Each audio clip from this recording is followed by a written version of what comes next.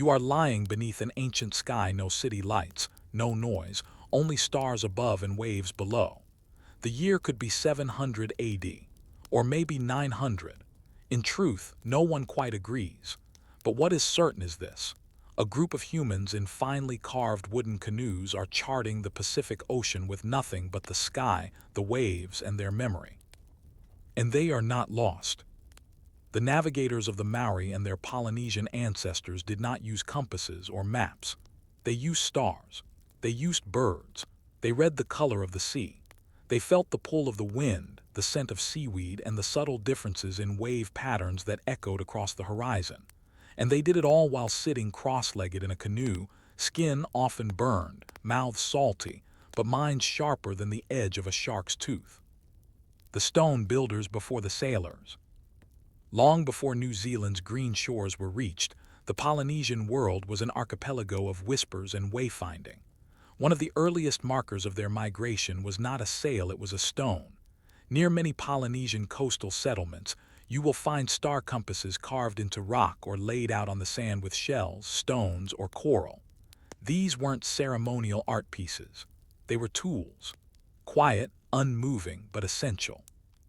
The navigators, or tohunga, would train their minds with these rock circles.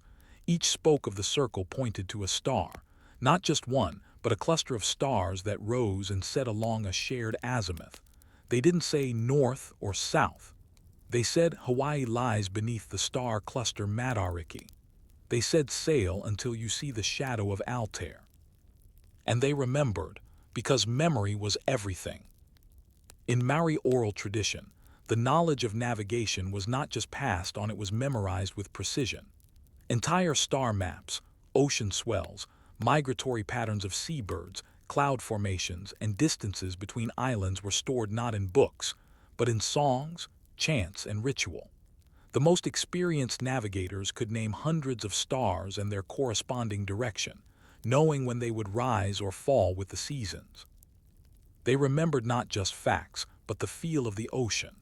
Navigators trained by sitting in canoes and identifying the shape of the swells, the way the boat rocked, the way a distant island might disrupt the wave pattern even before land was seen.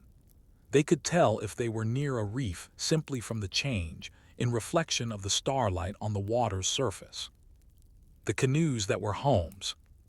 These weren't simple canoes. The double-hulled voyaging canoes Waka Awarua were seaworthy vessels, sometimes more than 20 meters long.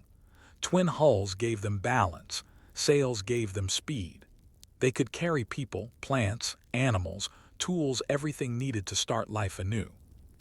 Inside, the tohunga sat, often silent, watching the sky and touching the ocean with their hands, learning. Most people might not notice a change in wave pattern, but a trained Polynesian navigator could tell if a wave was bouncing back from a distant island, creating a subtle echo across the sea. It was as if the ocean whispered secrets only the trained could hear. And when the skies turned cloudy, when stars disappeared, they used the colors of clouds, the flight patterns of frigate birds, and even the direction of ocean foam to stay on course. This was not myth. It was meticulous science, untested by European measurement, but tested daily by survival. Time, memory, and training. A young navigator might train for years without ever leading a voyage. They would spend night after night lying on woven mats, staring at the stars, reciting chants that encoded astronomical positions. Knowledge was layered, not just for utility but for preservation. A mistake in memory could mean death at sea.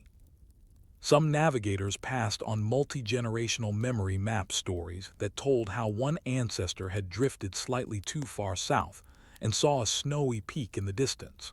From such scraps, entire migrations were planned. The arrival to Aotearoa, New Zealand, was not an accident. It was a decision. The voyage may have taken weeks through open ocean, but they were prepared. In one oral tradition, the arrival of Cupe, a legendary Polynesian explorer, is marked not by discovery, but by return. He saw the land, marked it, and went back to tell others.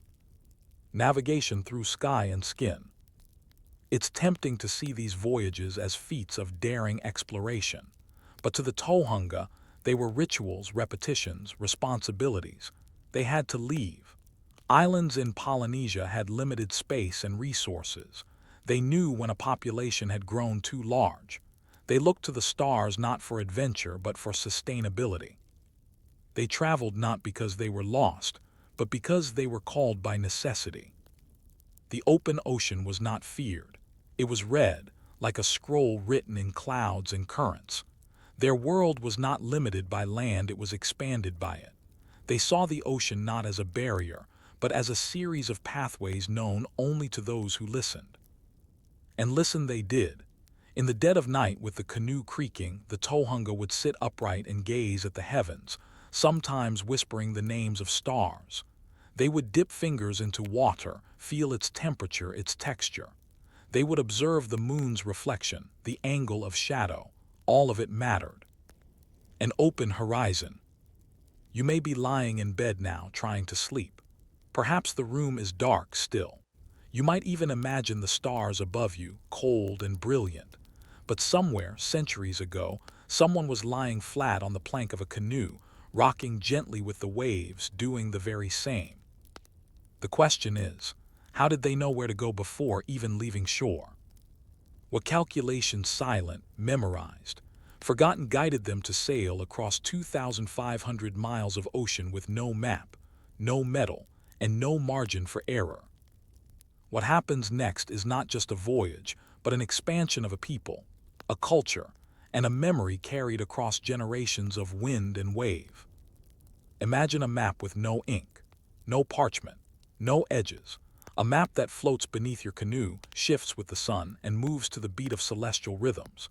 This was the map the Polynesian navigator held not in hand, but in mind. In this section, we go deeper into the specific tools, the layers of memorized knowledge, the systems of training, and the understated brilliance behind a form of navigation that guided generations across 16 million square miles of open sea. And they did it without getting wet because they didn't guess. They knew. No compass, no problem. To navigate the Pacific, the Maori and their Polynesian forebears didn't invent the compass. They didn't need to. Instead, they relied on an internal compass composed of star positions, ocean swells, solar shadows, and memory-trained orientation. They used what's called the star compass, a conceptual model passed down by oral tradition. Picture a mental wheel, divided into 32 or more equidistant points along the horizon.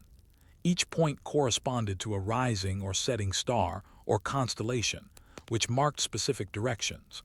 But it wasn't just a static wheel. The navigator had to adjust it in real time as the canoe shifted and the Earth rotated. To do this in practice, navigators often used their outstretched hands at arm's length to measure the height of stars above the horizon. For example, if the star Sirius was 2 finger widths above the horizon, and the sea felt a certain way under the hull, it meant they were on course toward a known island. Night by night, hand by hand, star by star. Swells as highways.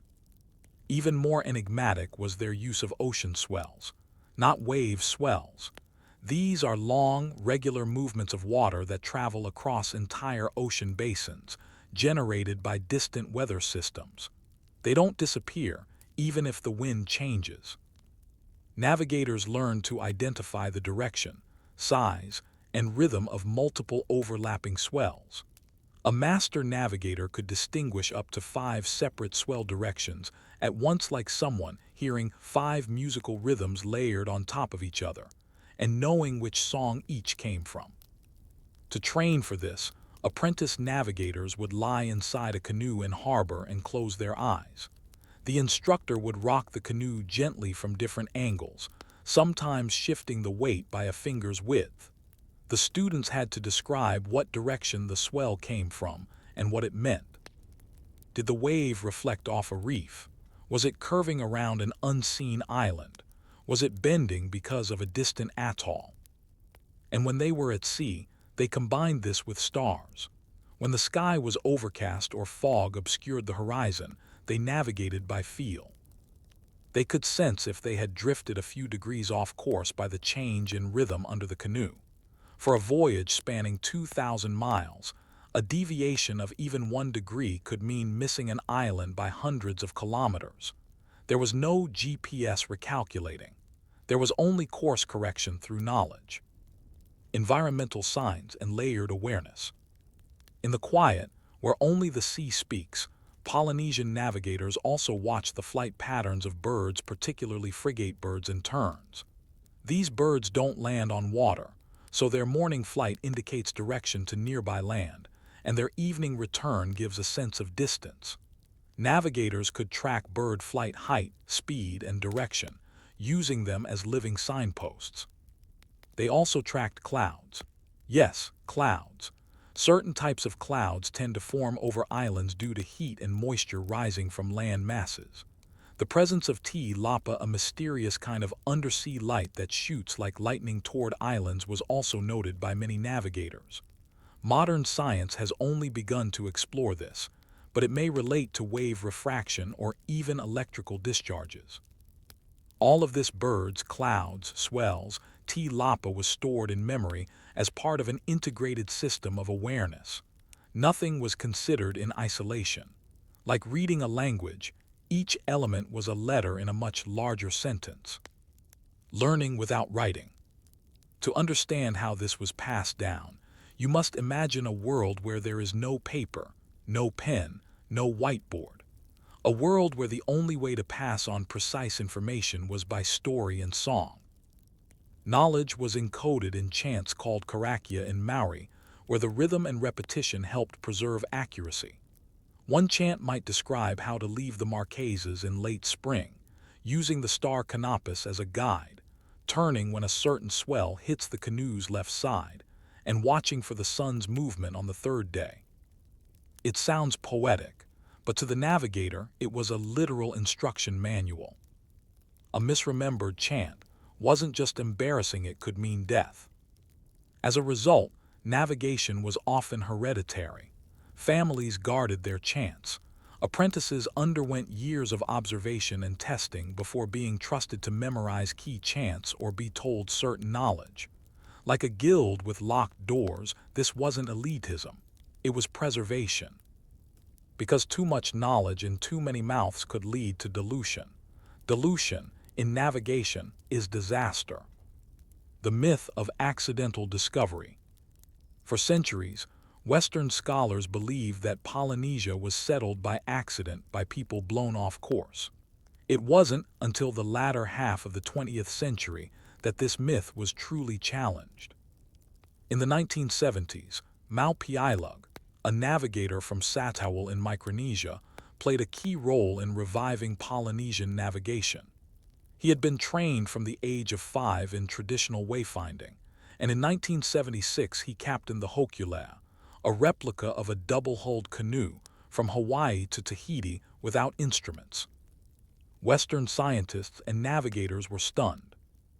Mau's journey proved what Pacific Islanders had always known, that they had crossed the vast Pacific deliberately, repeatedly, with precision. This wasn't an accident of wind. It was the outcome of centuries of accumulated knowledge, training, and trust in the sea. Risk, ritual, and responsibility. Of course, the open sea is not a tame place. Voyages were dangerous, but risk wasn't taken lightly.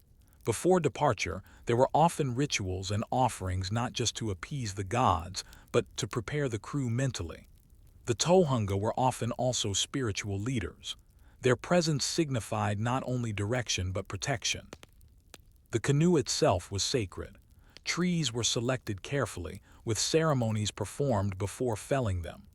The hulls were lashed, not nailed, using natural cordage, so the canoe could flex with the waves rather than fight them. Every detail was considered, and once at sea, the trust placed in the navigator was total. If you were part of the crew, you didn't question. You rowed, you waited, you watched.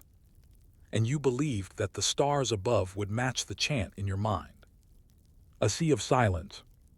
We often think of exploration as loud sails flapping, cannons firing, trumpets blaring, but these navigators explored in silence. No logbooks, no charts, just memory. And in this silence, they found something more stable than any compass: pattern. Patterns of wind, of water, of light. Patterns that they didn't just observe, but lived within. Patterns that told them when to turn, when to wait, when to sail, and when to return. It was a science, but it didn't look like one. It had no beakers or numbers. Just fingertips in salt water, eyes to the stars, and feet steady on a canoe that creaked with every swell. The question remains: if this was such a successful and sophisticated system, how did it nearly vanish for centuries? What forces, natural or colonial, caused the silence to fall over these chants, these stars, these voyaging stories? And how did a modern revival finally bring these traditions back into the light? The canoe drifts gently in the pre-dawn stillness. The navigator sits cross-legged, eyes half closed, lips murmuring the old chant. Above, the stars fade. A faint orange light touches the horizon. He reaches a hand out to the water and dips his fingers in. A slight change in current tells him what the stars no longer can. For over 1,000 years, this was normal. Then, for centuries, it was nearly forgotten. In this final section, we explore what led to the quiet disappearance of traditional Polynesian navigation, and the global efforts often led by just a few determined people that resurrected it. It is a story not only of resilience, but of the extraordinary fragility of memory-based knowledge and what happens when the memory keepers are silenced. Colonialism and the erosion of oral navigation. As European powers expanded across the Pacific during the 18th and 19th centuries, they brought with them ships, charts, compasses, and a worldview that regarded the Pacific Islands as remote and accidental. This worldview had consequences. Western observers often viewed the navigational practices of Polynesians as instinctive or even lucky. In the journals of early explorers such as James Cook and Louis Antoine de Bougainville, you can find occasional awe at the precision of islanders' sailing, but also a frequent inability to grasp the structure behind it. Without visible maps or tools, Europeans assumed there were no systems. More dangerously, European missionaries and colonial administrators often dismissed oral traditions as pagan or primitive. The spiritual and ceremonial elements of navigation integral to its practice were viewed as superstitious nonsense. In many regions, especially under Christian missionary influence, chants were banned, rituals suppressed, and languages discouraged. As colonial governments introduced Western schooling, the ancestral chants of navigation were not written down, they were simply not taught. Children learned about Jesus, about Britain, about compasses and globes, but not about the birds that fly at dawn or the swell that comes from the northeast during the second moon of summer. And slowly, over generations, the knowledge faded. The decline of the Tohunga. In Aotearoa, New Zealand, the Maori Tohunga experts and priests were once revered as keepers of spiritual and practical knowledge, including navigation. But following the Tohunga Suppression Act of 1907, their role was deliberately dismantled. This act, passed under colonial law, made it illegal for Tohunga to practice or pass on much of their traditional knowledge. The rationale was protection against quackery and superstition, but in reality, it was a legal mechanism to erase indigenous authority and identity. Across Polynesia, similar suppression took place, if not always by law, then by cultural pressure. Navigators were not burned at the stake. They were simply ignored, discouraged, or told to modernize. Some gave in. Others held onto their knowledge but found no apprentices to receive it. A few, however, whispered the chants to themselves, repeated the star names at night, and waited. Maupiailug and the Hokulea, a quiet revolution. It is hard to overstate the importance of one man, Maupiailug, in the survival and revival of traditional Polynesian wayfinding. Born on the tiny Micronesian island of Satawal in 1932, Mau was trained from a young age in PWO, the secretive and sacred art of navigation. His grandfather and father were navigators, and Mao learned the stars the same way their ancestors had, by lying on his back at night, reciting their positions, feeling the swells with his body. By the late 20th century, Mao was one of the few remaining master navigators who had never used modern instruments.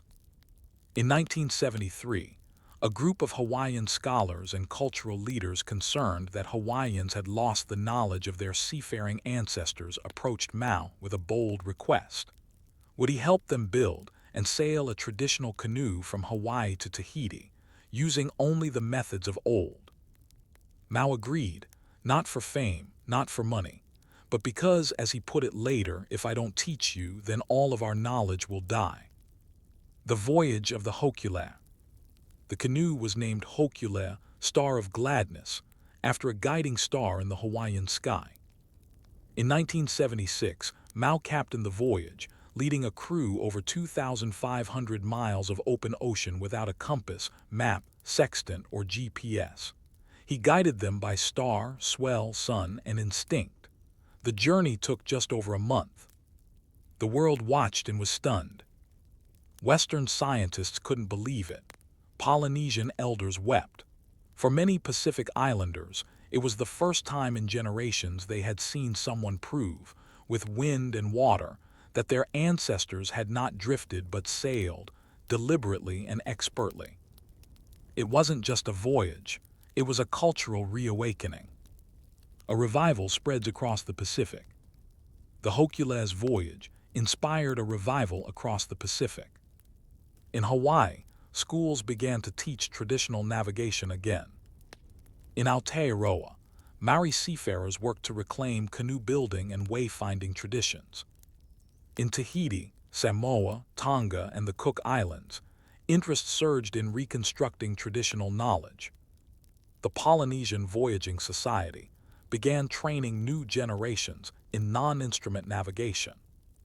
Maupiailug became a quiet hero not just for Micronesians, but for all Polynesians.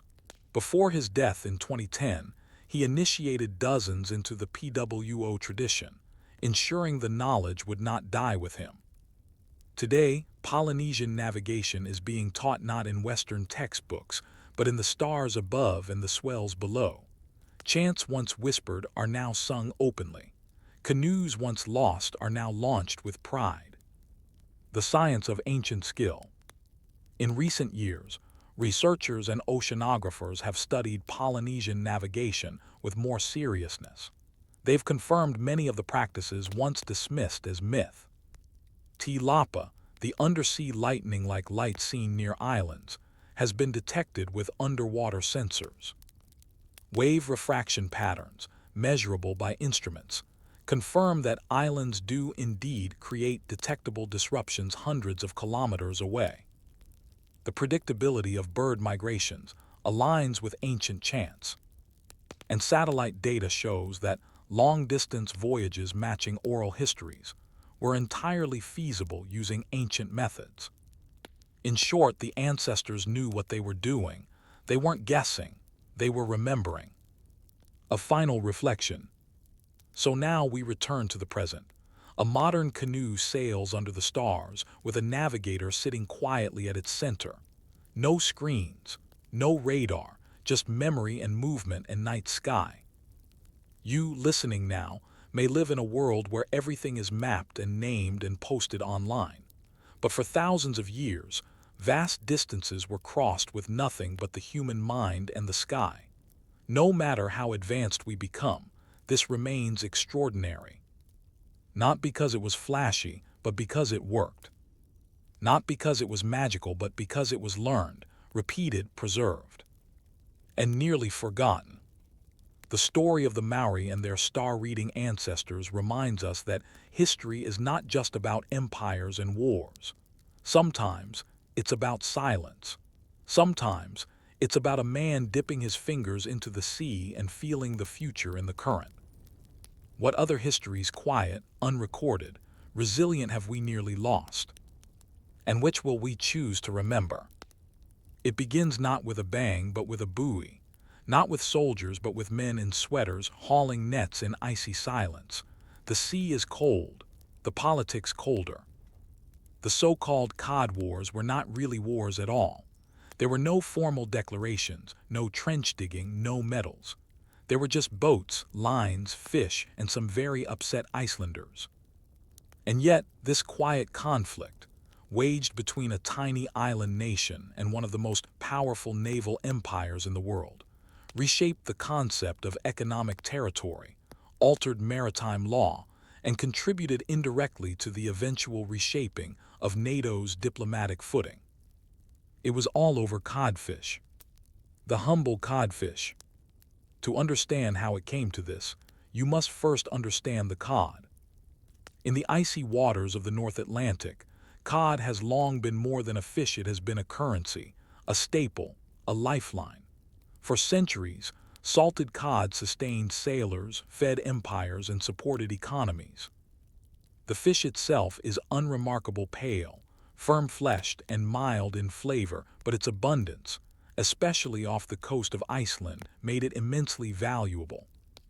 By the 20th century, fleets from Britain, Germany, Spain, and others descended upon the waters around Iceland to harvest cod by the ton.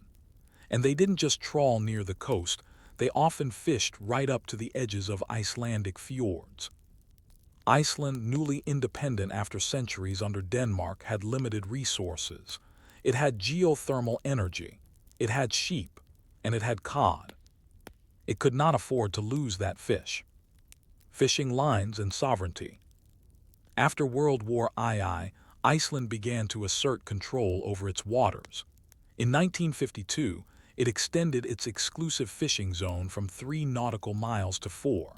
A small change by modern standards, but in the tightly contested North Atlantic, every mile meant control over thousands of tons of fish. Britain, whose trawlers had long fished just off Iceland's coast, objected, and so began a strange kind of international standoff. Naval vessels shadowing fishing boats, Icelandic patrol cutters clipping lines, British destroyers steaming ominously behind nets. By 1958, Iceland pushed its claim to 12 nautical miles. Britain again refused to recognize the zone, sending warships to protect its trawlers. Iceland, in turn, sent Coast Guard vessels, often little more than modified civilian boats, to enforce the boundary. These weren't ships of war, but ships of will. The world called it the First Cod War. War without gunfire. To call it a war is both an exaggeration and an understatement. No one died, but the tension was real. Icelandic Coast Guard vessels cut the nets of British trawlers, sometimes with specially designed net-cutting shears mounted on the bow. British sailors responded by forming net protection teams and attempting to block the Icelandic boats with hoses and steel cables. In one instance, an Icelandic boat fired warning shots from a deck gun. In another, British sailors allegedly tossed potatoes and lumps of coal at the smaller Icelandic ships. Potatoes as weapons, net shears as policy tools. It was absurd, it was boring, and yet behind this slow-motion drama was a much bigger issue: sovereignty over natural resources. Iceland was not simply being stubborn. Its entire economy depended on cod. The country's survival and its future independence hinged on its ability to control access to fish. Britain, meanwhile, saw itself as defending tradition and trawlers that had long operated in those waters. It wasn't just about fish, it was about pride. David and Goliath in sweaters. The fascinating thing about the Cod Wars is that Iceland was the underdog in every way: population, naval capacity, diplomatic weight, and yet it held its ground. In the late 1950s, Iceland had fewer than 200,000 people. Its navy consisted of just a few patrol boats, but it had 2 things. Geographic leverage. Its location in the North Atlantic was vital to Cold War military logistics. Moral clarity. It wasn't expanding an empire, it was protecting its food supply. Britain, on the other hand, deployed dozens of warships and escort vessels to protect commercial trawlers. The Royal Navy sometimes outnumbered the Icelandic Coast Guard 10-1. But the Icelanders were persistent. They refused to back down. Time and again, British trawlers entered the disputed waters, only to have their nets cut or boats harassed by the tiny but determined Icelandic cutters. It was cold, salty trench warfare, except the trenches were invisible lines on nautical maps. The role of the Cold War. Throughout the conflict, the United States and NATO allies watched nervously. Iceland was a member of NATO, so was Britain, and Keflavik Air Base, located in Iceland, was a crucial hub for American military operations during the Cold War. The U.S. needed Iceland to remain cooperative, and Iceland knew it. On more than one occasion, Iceland threatened to withdraw from NATO or shut down the airbase unless its fishing rights were respected. It was diplomatic judo. A tiny country used its strategic importance to force larger powers to take its demands seriously. Eventually, the pressure worked. After months of skirmishes and rising tension, Britain relented. In 1961, it agreed to respect Iceland's 12-mile zone. The First Cod War was over, but the sea was not settled, not yet. The lesson of lines. The Cod Wars, there would be 3 more by the 1970s, taught the world something profound. Maritime borders are not just legal abstractions, they are lifelines. At first glance, it seems dull. What difference does it make if a fishing line is drawn 4 miles or 12 miles offshore? But to the men on the boats, it made all the difference. It meant the difference between profit and loss, between sovereignty and subservience, between having enough to eat and not. In a world dominated by land wars and nuclear threats, the Cod Wars offered a different kind of conflict. Slow, cold, and quietly fought in the spaces between laws. It was a war of persistence, not bullets, of buoys and bureaucracy. But it was far from over. So what happened when Iceland pushed its fishing zone even farther? When 12 miles became 50, and then 200? Would Britain tolerate it again? Or would the next Cod War turn warmer? You are standing on the deck of a small patrol cutter, waves heaving underfoot, steel gray clouds overhead. In the distance, a trawler rumbles across the sea, dragging heavy nets packed with cod. Your orders are clear: cut the nets. You're not a soldier, you're not a pirate, you're the Coast Guard of Iceland, and this is war. Sort of. The First Cod War ended with Iceland's 12-mile claim recognized. But for Iceland, that was not enough. The fish stocks were declining. Foreign trawlers were more efficient than ever, and the cod, cold, bony, and plentiful, was once again swimming at the center of Iceland's future. So the little island nation doubled down. The Second Cod War, 1972-1973. In 1972, Iceland extended its exclusive fishing zone again, this time to 50 nautical miles. Once more, Britain objected. Once more, the Royal Navy steamed into position. And once more, the Icelandic Coast Guard prepared to enforce its claim. But now there was a new tactic: net cutters. These devices, fitted to the bows of Icelandic patrol boats, were essentially large, serrated steel blades mounted on hydraulic arms. When Icelandic vessels approached a British trawler, they would slide behind the dragnets, extend the cutter, and slice the cables. To a trawler, this was not just a nuisance, it was catastrophic. Replacing the gear could take days and cost thousands of pounds. Worse, it could mean losing the entire catch. The Icelanders were methodical. They didn't board, they didn't fire. They simply destroyed the equipment, then sailed away. In response, the British Navy increased its presence. Soon, it wasn't just trawlers and cutters out there. It was frigates and destroyers, naval vessels designed for war, now shadowing fishing boats. But this was not an open sea battle. It was more like a maritime chess match. Icelandic vessels would dart in, cut a net, and dart out. British warships would try to block them, sometimes deliberately ramming the Icelandic cutters. Yes, ramming. It was not legal, it was not safe, but it was somehow part of the game. A sea of broken steel. Between 1972 and 1973, more than 50 ramming incidents were recorded. Ships were dented, railings were crushed, propellers were fouled. On at least one occasion, an Icelandic Coast Guard officer was injured by a blast of steam from a damaged boiler caused by a collision. The Icelanders, though vastly outnumbered, persisted. They rotated patrol vessels, held training exercises in evasive maneuvers, and routinely filmed the confrontations to build evidence for diplomatic use. British naval officers, for their part, described the confrontations as a strange kind of theater. There were no formal battle plans, just an endless cat-and-mouse game set against the freezing Atlantic wind.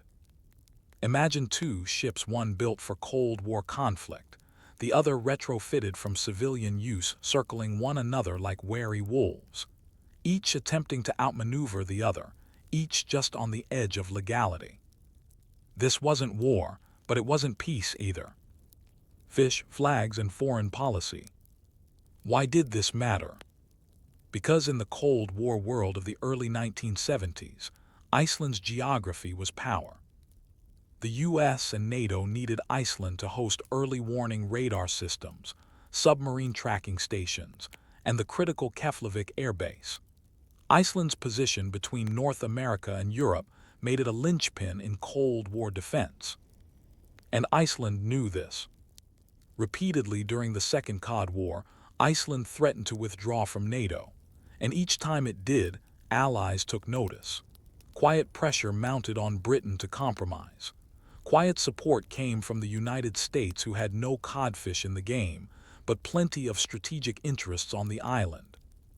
In the end, diplomacy won again.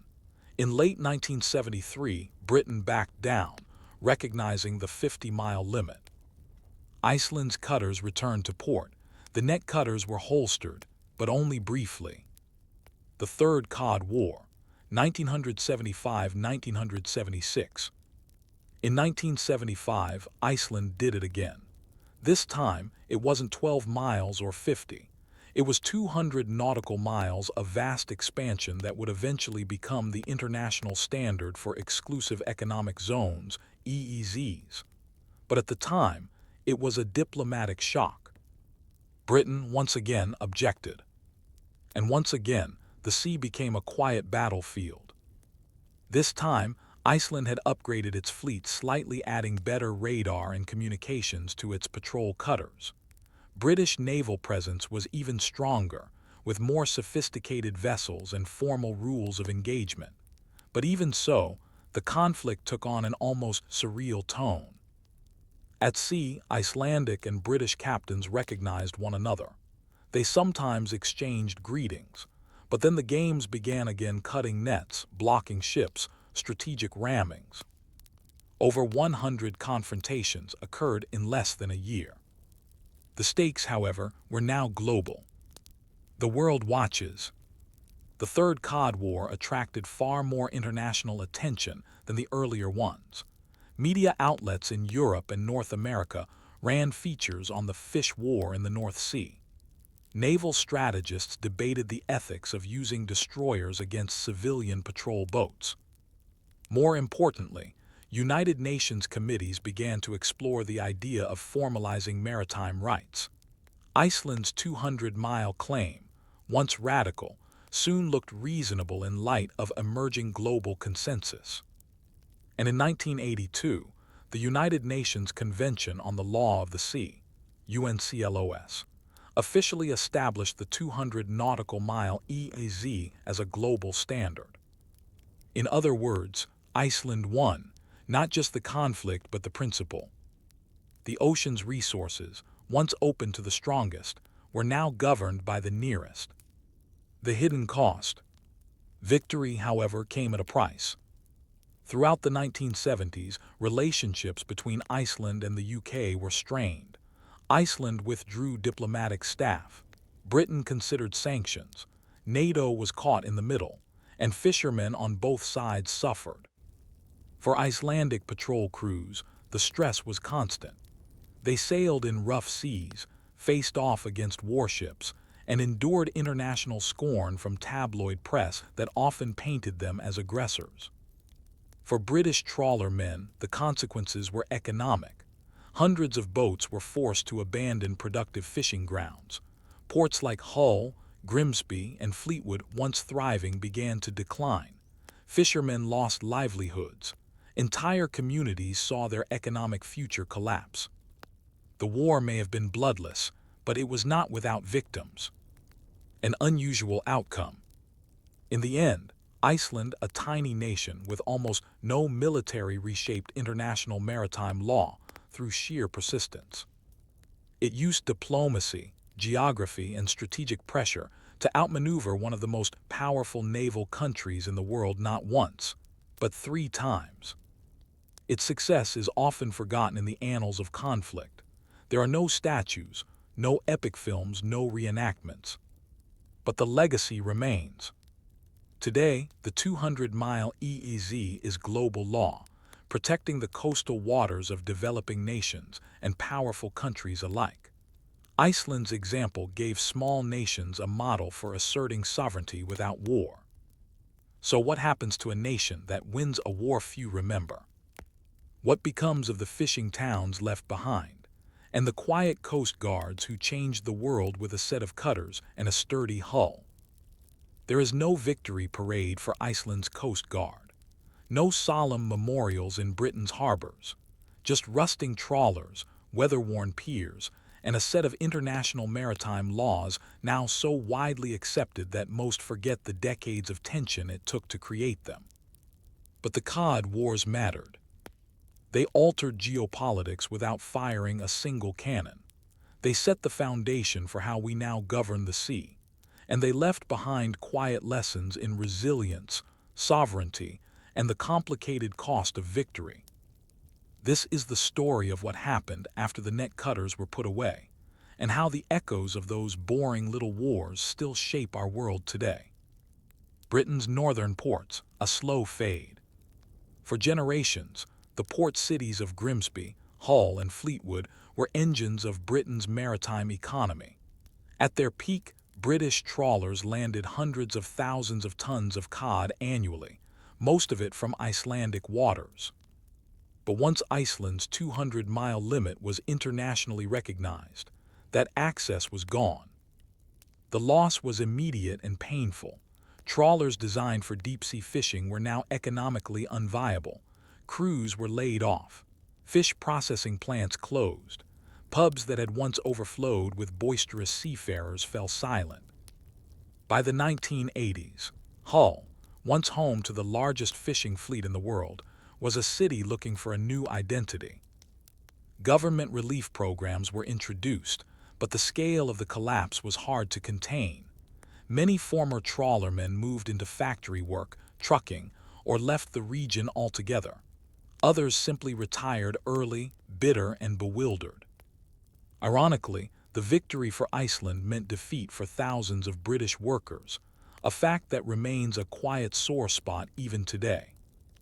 In these communities, the Cod Wars were not symbolic, they were personal. They were the beginning of the end of a way of life. Iceland's quiet triumph. For Iceland, the outcome was starkly different. Securing the 200-mile limit allowed Iceland to regain control over its most critical resource. With careful management of fish stocks and strict quotas, it transformed from a vulnerable dependency into a relatively wealthy, sustainable, and independent nation. Fish remains Iceland's most important export, but thanks to the long-term control granted by the Cod Wars, the country now practices science-based stock management. Overfishing is punished, licenses are tightly controlled, and economic benefits are widely distributed. Tourism, banking for a time, and geothermal energy later diversified Iceland's economy, but it was fish that built the foundation. Without the Cod Wars, it is unlikely Iceland could have achieved the stability it enjoys today. It may sound mundane, but cod paid for hospitals, schools, and infrastructure. Iceland's insistence on controlling its waters was not nationalism, it was economic survival. The bigger picture, EEZs and global precedent. Perhaps the most profound outcome of the Cod Wars was the legal principle that emerged from them, the concept of the Exclusive Economic Zone, EEZ. In 1982, the United Nations Convention on the Law of the Sea, UNCLOS, established a formal 200 nautical mile EEZ standard. Nations now had the exclusive right to exploit marine resources, fish, oil, gas, minerals within that zone. This was a paradigm shift. Previously, many countries fished up to the territorial sea limit, just 3 to 12 nautical miles. The high seas began almost immediately offshore, accessible to whoever had the biggest boat.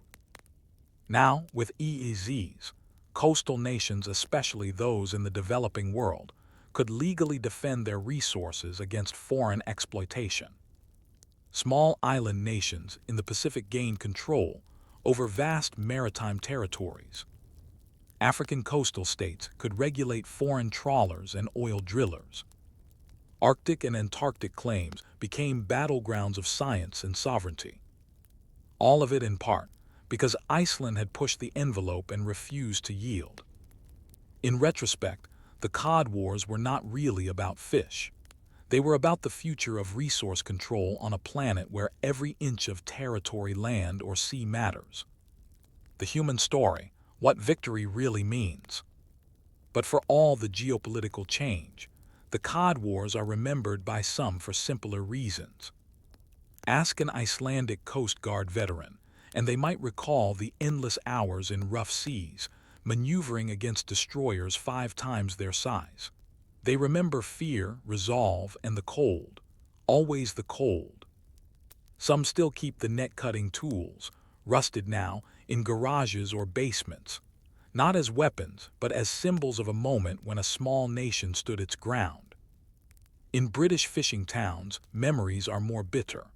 The Cod Wars are remembered not as noble losses, but as the slow unraveling of an era, the silent dismantling of a livelihood made worse by being overshadowed by the big stories of the day: oil crises, Cold War tensions, economic recessions. There are no monuments to those who lost work or pride in the North Sea, just empty slips, converted docks, and the occasional museum exhibit explaining what once was. Strange lessons from a silent conflict. The Cod Wars teach us strange things.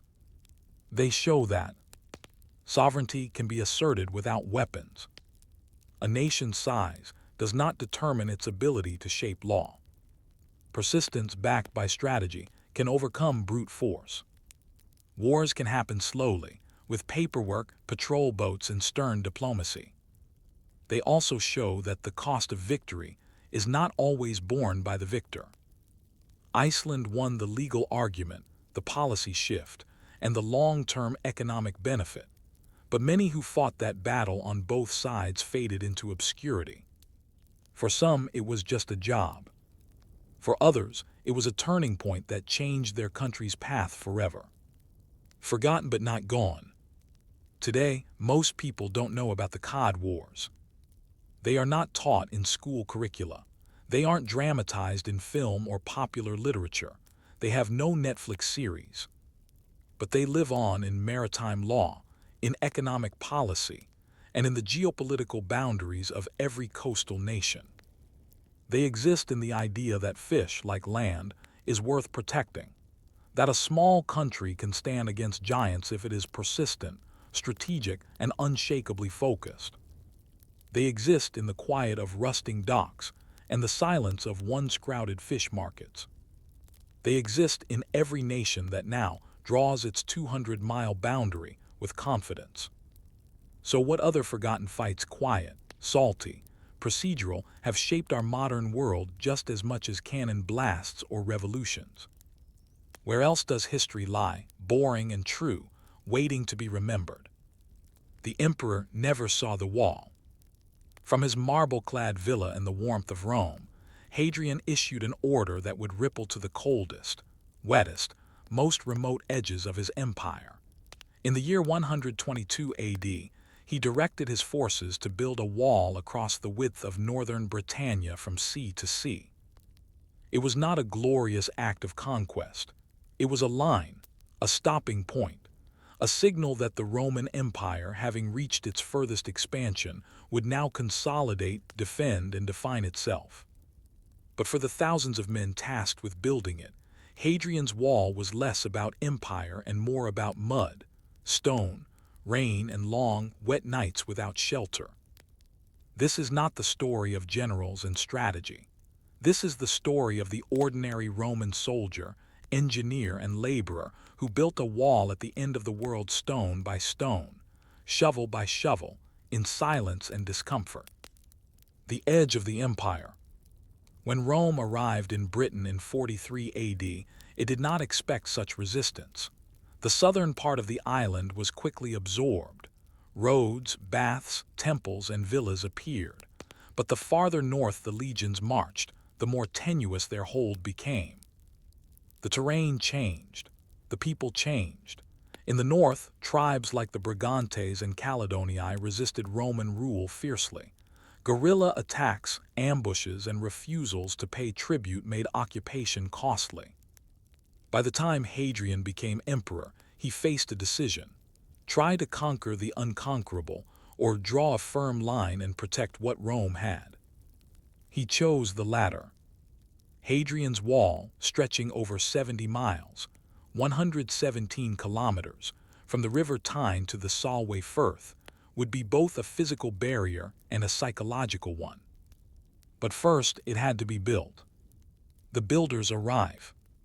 Contrary to popular belief, the wall was not built by slaves. It was constructed by legionaries and auxiliaries, disciplined soldiers trained not only in warfare, but also in engineering, surveying, and manual labor. 3 legions were assigned to the task: the 6th Legio VI Victrix, the 2nd Legio II Augusta, and the 20th Legio XX Valeria Victrix. Each legion had around 5,000 men. These men were not from Britain. Many came from Gaul, Spain, Syria, and North Africa. They arrived in a cold, rainy land where summer felt like winter, and the terrain was dotted with bogs and sharp hills. They brought with them not just weapons, but picks, shovels, wheelbarrows, and chisels. Dig, haul, stack, repeat. The first stage of building was not glamorous. Before any stone could be laid, the soldiers had to dig ditches. Massive, wide vallums, triple ditches in some places, were excavated by hand. Earth was moved in baskets, with progress measured in feet per day. Then came the foundation trenches for the wall itself.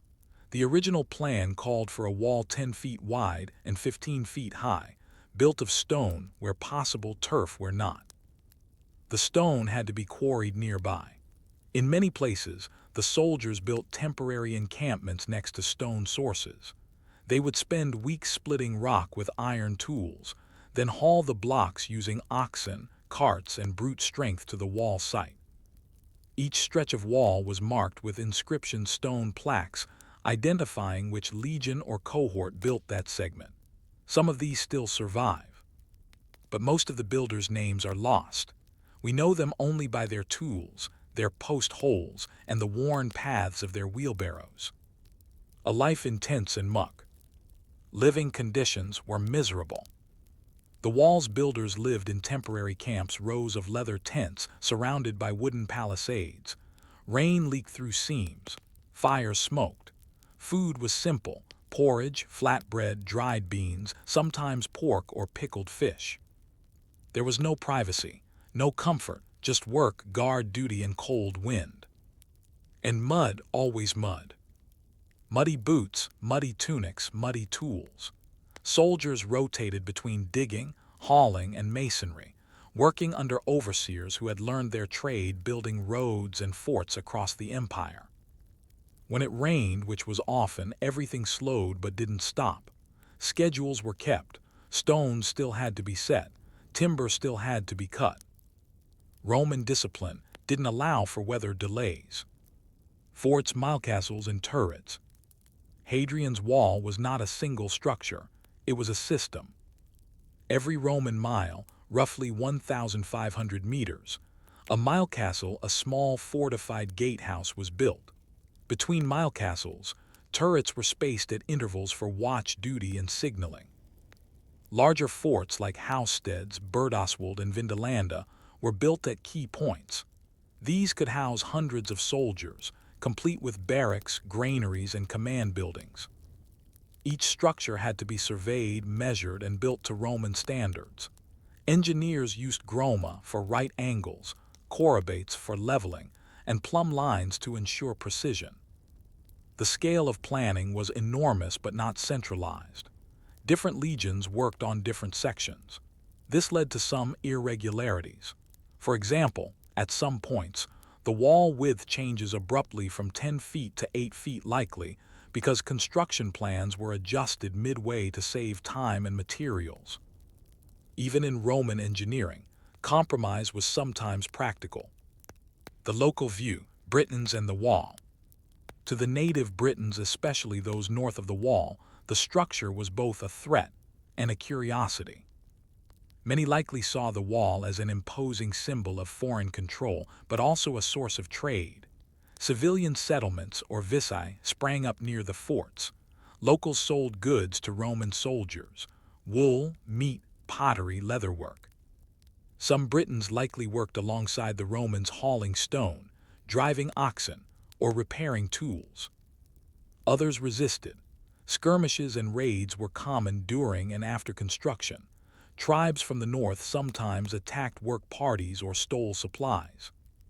But Rome had numbers, discipline, and fortifications. The wall went up slowly, methodically. Cold bricks and quiet questions. By 128 AD, the major structure was largely complete. Over 70 miles of wall stretched across northern Britain. Some parts were made of stone, others turf. Dozens of mile castles, turrets, and forts dotted the line. It was one of the largest construction projects in the empire, and among the least glamorous. No grand arches, no colosseums, just a cold wall in a colder land. And yet, for the soldiers who built it, it was a lifetime of work. Many would die within sight of it of sickness, exposure, or age. Some would retire nearby, marry locals, and settle in the forts. But few would be remembered. So what did the wall actually do? Did it stop invaders, or was it something else entirely?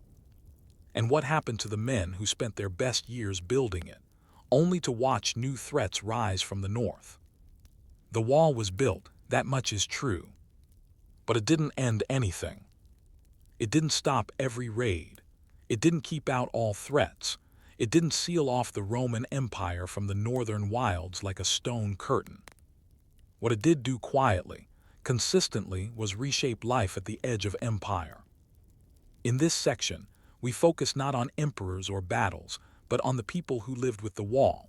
Soldiers stationed far from home, local traders who made a living in the wall's shadow, families who shared barracks with strangers, women who bore children in the damp, fortified towns, and the slow, daily work of maintaining a structure meant to last forever even as it crumbled under rain, moss, and time. Life on the line. After the construction phase ended, Hadrian's Wall became a militarized zone, manned by auxiliary units stationed in the forts along its length. These were not elite Roman legionaries. They were non-citizen troops, men recruited from the provinces: Gauls, Batavians, Thracians, Dalmatians, and more. Many had never been to Rome. Many didn't even speak Latin fluently. They had been promised citizenship, upon retirement a powerful incentive. In return, they served for 25 years in cold, isolated garrisons on the outer edge of civilization. Their daily life was routine. Morning drills with shields and spears. Guard duty in the turrets and mile castles. Patrols up and down the wall's length. Building repairs after storms or minor skirmishes. Letters home if they could write. The stone wall they stood on had no end in sight. To many, it felt less like a defensive structure and more like a giant road to nowhere, dotted with watchmen. And so they built lives within it. Vindalanda, the writing on the wall. If we know anything about daily life on Hadrian's Wall, it is largely thanks to Vindalanda, a fort located just south of the wall. There, a remarkable trove of wooden writing tablets was discovered, preserved in waterlogged soil. These tablets, scratched with ink, include mundane but illuminating details. Requests for more socks, underwear, or boots. Lists of supplies, nails, olive oil, bacon. Letters from family members. An invitation to a birthday party, one of the earliest known writings from a Roman woman in Britain. These weren't grand proclamations, they were laundry lists, complaints, flirtations. They show us that the wall wasn't just a military project, it was a human settlement, full of everyday needs, boredom, affection, and complaint. Civilians in the forts. Though officially military outposts, many forts along the wall developed civilian settlements, vici, just outside their gates. These small towns were home to traders and craftsmen, blacksmiths, bakers, tailors. Families of soldiers. Though not officially allowed, many soldiers lived with partners and children. Camp followers, merchants, laborers, prostitutes, entertainers. Local Britons, some hostile, some cooperative, many simply practical. These people lived in stone or wattle and daub buildings, heated by fires, roofed in tile or thatch. They raised pigs and chickens, brewed beer, baked bread in clay ovens. While Rome officially discouraged soldiers from marrying during service, in practice, many formed stable domestic partnerships, raising children in the shadows of the forts. Over time, these settlements became mini-towns, complete with temples, bathhouses, and taverns. The wall is a gate, not a blockade. Though Hadrian's Wall is often imagined as a solid divide between Roman civilization and barbarian wilderness, archaeologists now believe it functioned more like a checkpoint system. Gates in the wall located at the mile castles allowed for controlled movement of people and goods. Roman soldiers inspected travelers, monitored trade, and collected duties or taxes. Northern tribes, though officially outside Roman rule, still traded across the wall. Cattle, hides, slaves, and metal goods moved through the mile castle gates under the watchful eyes of auxiliaries.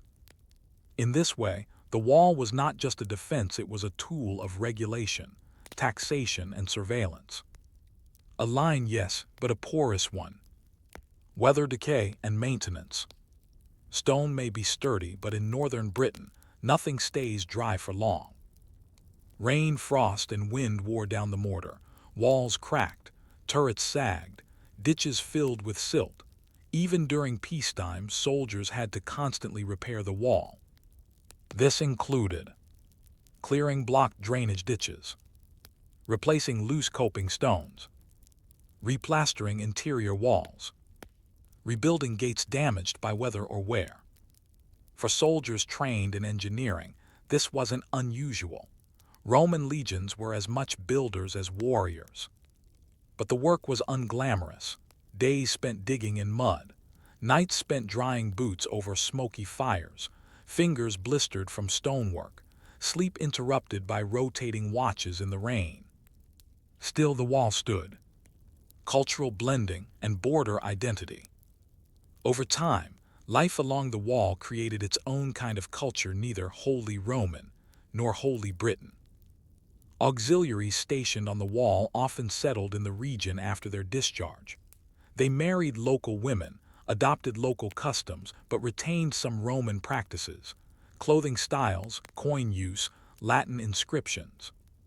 In cemeteries near the forts, gravestones show names from Syria, Gaul, and Thrace written beside Celtic ones. A man might be buried with both Roman sandals and local pottery. This cultural hybridization, quiet, daily, unrecorded, was one of the wall's most lasting legacies. It blurred identity rather than cementing division. Even today, communities near the wall preserve place names that echo both Latin and Brythonic roots. The wall's early decline. Though Hadrian's Wall remained a Roman outpost for nearly 300 years, it was not eternal. After Hadrian's death, his successor, Antoninus Pius, attempted to push the frontier farther north, building a second wall, the Antonine Wall, between the Firth of Forth and the Firth of Clyde. It didn't last. Within 2 decades, Rome returned to Hadrian's Wall as the primary border. By the 4th century, the empire's grip weakened, troop numbers dwindled, attacks from northern tribes increased, supplies became inconsistent, forts fell into disrepair. Still, some soldiers remained. Some walls were patched. Fires were lit in turrets as the storms rolled over the moors. The wall was never truly abandoned in one day. It faded, stone by stone. So what became of the wall when Rome fell? Did the locals tear it down, reuse it, forget it? And what does a line across a landscape mean when the empire that built it no longer exists? The wind still blows across the moors of northern England. Sheep graze near the remnants of walls no longer patrolled. The stones, weathered and moss-covered, lie quiet. Once they formed turrets, mile castles, and gates. Now they form fences, barn walls, and foundations. This is the final chapter of Hadrian's Wall.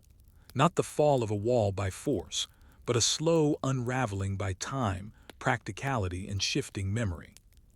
Empires fall loudly, but their structures often disappear quietly. The last Roman boots. By the late 4th century, the Roman Empire in the West was beginning to falter.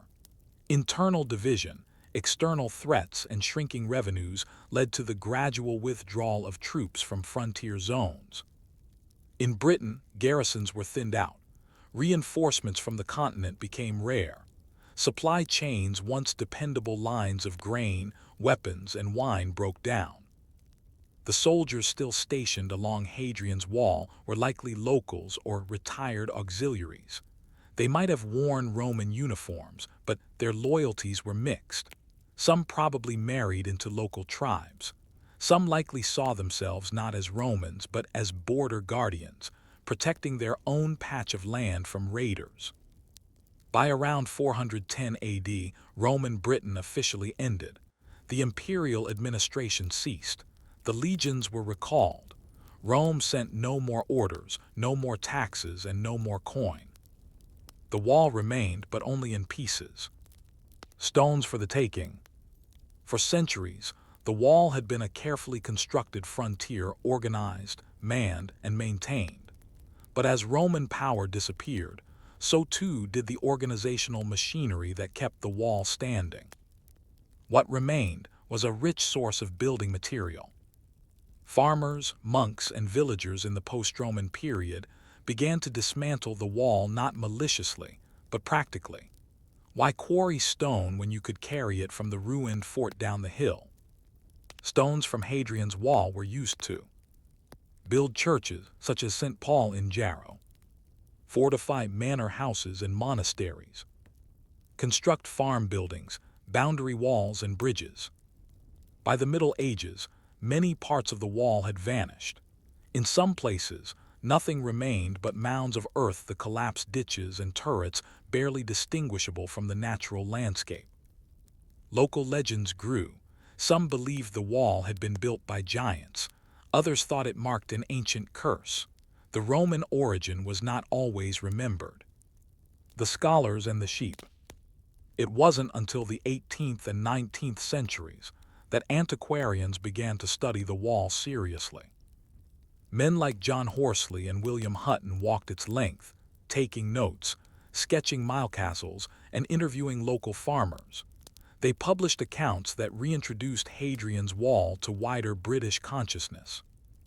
Victorian historians, eager to link Britain's imperial mission with that of ancient Rome, romanticized the wall as a symbol of discipline, order, and civilization. Schoolboys were taught to revere it. Latin inscriptions were deciphered. Museums began to collect artifacts. Meanwhile, sheep still grazed nearby. Tourists began to walk its length, and bits of the wall continued to vanish into local structures. One stone might serve as a doorstep in a farmhouse, another as a trough in a barn. The line on the land persisted, but it became a line of interpretation, not defense. The wall as symbol. In modern times, Hadrian's Wall is not seen as a boundary of empire, but as a symbol of endurance, ambiguity, and cultural exchange. It represented a limit, but also a connection point between peoples. Roman, Briton, auxiliary, trader, settler all lived together along the wall in varying degrees of cooperation and tension. It marked division but facilitated trade and movement. It was meant to control but ended up integrating cultures. Today, the wall stands as a UNESCO World Heritage Site. Tourists hike it end to end, following the old path. It's one of the most visited Roman sites in Britain, but it remains remarkably peaceful, just wind, grass, and stone. The legacy of labor. The men who built the wall were never memorialized. There are no statues of the auxiliary stone hauler, the Syrian archer stationed at a turret in the rain, or the Thracian mason chiseling mortar before night watch. Their stories are found only in writing tablets, grave inscriptions, and archaeological traces. But they mattered. They constructed one of the most ambitious frontier systems in antiquity without modern tools. They endured harsh conditions, long assignments, and cultural isolation. And when their empire left, the structures they built continued to shape the landscape for millennia. Hadrian's Wall isn't famous for a great battle. It doesn't mark the edge of a dramatic victory or defeat. It is famous for being there and for still being there. Its legacy is not in war but in work. A final reflection. You may walk beside the wall one day.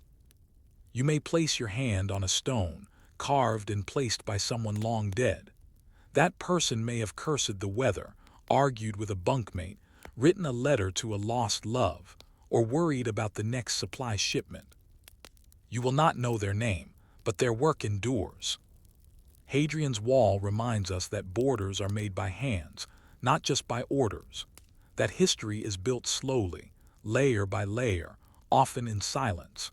And that even the most ordinary lives spent stacking stone in the rain can shape the world for centuries to come. It wasn't the fire that changed everything.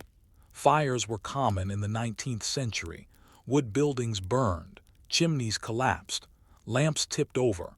Everyone expected fire eventually. But what came after the paperwork, the confusion, the panic that was new? The Great Fire of New York in 1835 didn't just destroy buildings. It incinerated confidence in an entire industry, insurance. As flames consumed lower Manhattan, they exposed something else just as fragile: financial optimism built on assumptions. This is the story of what happens when risk meets reality, when fire escapes the boundaries of actuarial math, and when a city learns, in spectacular fashion, that numbers written on paper do not put out flames. The city that burned bright. In the 1830s, New York was growing fast. It was already the nation's commercial hub, a thicket of counting houses, grocers, warehouses, and traders who dealt in everything from whale oil to silk. Downtown Manhattan, especially around Wall Street and Pearl Street, was dense with wooden structures. Most buildings were old, narrow, and dry. Gas lamps and coal stoves filled them with warmth and risk. And in December 1835, the city was cold. Temperatures hovered below freezing. The rivers were iced over. Water buckets froze solid. And the night winds whipped through alleys like kindling searching for a match. It was, quite literally, a fire waiting to happen. December 16, 1835, the spark. At about 9 p.m., a fire broke out in a dry goods store at 25 Merchant Street, now Beaver Street. The exact cause is unclear, possibly a faulty gas pipe or stove. The fire quickly leapt from building to building. Volunteer fire brigades responded, but their efforts were nearly useless. The city's water mains were frozen, and pump wagons could not draw water from the East River, which had turned to ice. Instead of battling flames, firefighters were reduced to watching them spread. In the course of 15 hours, over 600 buildings were destroyed. The fire consumed most of the financial district, including hundreds of offices belonging to banks, law firms, brokers, and critically insurance companies. The total property damage was estimated at $20 million, nearly $500 million in today's dollars. But this is not a story about the fire. It is about the paper trail it ignited. The rise of fire insurance. By the 1830s, fire insurance was not a new concept in America. Companies like Mutual Assurance and Philadelphia Contributionship, co-founded by Benjamin Franklin, had offered policies since the late 1700s. But in booming cities like New York, the fire insurance business had exploded. Dozens of companies, some legitimate and well-funded, others speculative or undercapitalized, issued policies to homeowners, merchants, and landlords. Most insurers promised full compensation for any fire damage. The premiums were affordable. The profits looked good on paper. But what few anticipated was a catastrophic, citywide fire event, and how quickly even reputable companies could collapse when everyone claimed at once. The panic begins. In the days following the fire, claims began pouring in.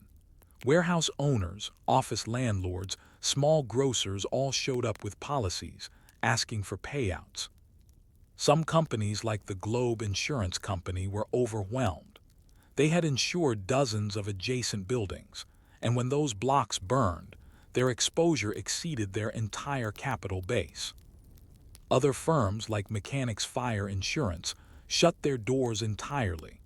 Letters posted on their burned-out offices read simply, "Owing to the great conflagration, we are unable to meet obligations." Panic spread. Even companies with healthy reserves faced runs, policyholders trying to cash in early or cancel coverage altogether. Brokers began selling off policies at a loss. Rumors of insolvency spread faster than the flames had. By January 1836, 17 fire insurance companies had failed, and many others were in disarray. A financial firestorm. The consequences of the insurance collapse rippled outward. Banks which had lent money to property owners with insured collateral now faced worthless guarantees. Debts went unpaid. Lending froze. Investors, many of whom had shares in the insurance firms, pulled out of markets. A temporary financial paralysis gripped lower Manhattan. What had seemed like a stable, boring industry, premium in, claim out, was revealed to be deeply vulnerable, especially when policies were sold without enough reserves, risk modeling, or geographic diversification. In short, the insurance industry had been profitable but fragile. And now it was on fire. The forgotten workers. Among the wreckage were the clerks, young men who worked in the counting houses, copying ledgers by hand. Many had fled the burning buildings with only what they could carry. Some carried policy books, trying to save client records. Others tried to grab cash boxes.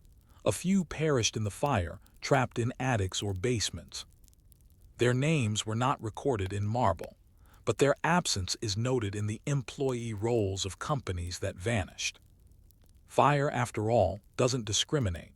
It consumes mahogany desks and ledgers just as easily as furniture and food.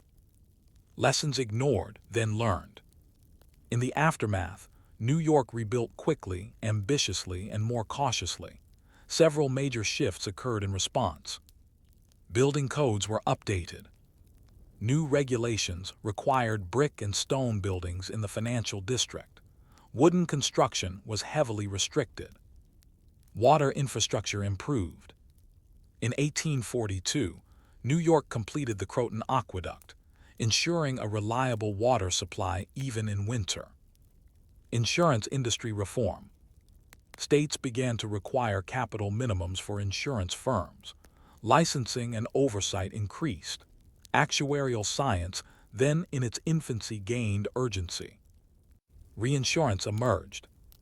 The fire highlighted the need for insurance for insurers, allowing risk to be shared globally. By the late 19th century, global reinsurance markets would emerge, largely shaped by disasters like this one. The slow fade of a crisis. By 1837, the financial panic had subsided. Many insurance firms were gone, but others had learned painfully and survived. New firms emerged, armed with better risk assessments and stricter underwriting. But for the average citizen, the message was clear. Just because it's written on paper doesn't mean it's safe. Fire insurance, once viewed as a dependable backstop, was now seen as a financial instrument valuable, but only as good as the firm behind it. For decades afterward, homeowners and merchants looked closely at their insurer's reputation, reserves, and distance from other policyholders. No one wanted to be caught holding a worthless policy again. So what became of the streets that burned? What traces remain of an industry reshaped by soot and panic? And how did the paperwork of risk evolve to survive future disasters, earthquakes, floods, and crashes yet to come? If the fire had simply destroyed buildings, New York might have recovered with little more than brick and mortar. But what it destroyed quietly, with almost no smoke, was the trust in promises written in ink. In the wake of the 1835 fire, an entire city found itself asking the same question: who is actually responsible when everything burns down? The answer, buried in clauses, exclusions, charred ledgers, and hastily amended contracts, would change the face of American insurance forever. This was no longer a fire in the streets. It was a fire in the books. The fragility of the promise. In 1835, the American insurance industry was young, decentralized, and wildly inconsistent. Fire insurance companies ranged from well-capitalized, long-standing mutuals to fly-by-night operations that rented desks in taverns and had no actual cash reserves, only future premiums and wishful mathematics. Many firms issued policies with generous terms. Full value coverage, regardless of depreciation. No geographic spread, they insured entire city blocks. No reinsurance, no backup coverage. Minimal capital requirements. In good years, they made money. But when nearly the entire financial district burned down in a single night, these same generous policies became liabilities too large to pay. And in the absence of clear national regulations, insurers turned to their best weapon: loopholes. The fine print becomes front page. As claims flooded in, companies began reviewing every detail of every policy. Adjusters were dispatched not to deliver checks, but to look for exclusions. Was the fire caused by negligence? Were goods stored in violation of fire codes? Was the building used for an unapproved purpose? Was the premium actually paid in full?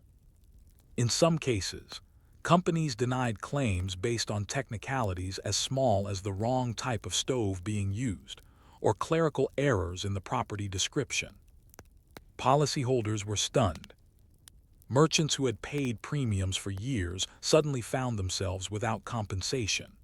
In one case, a broker was denied a claim because the company's office and all its records had burned, and the firm argued it could not verify the policy ever existed.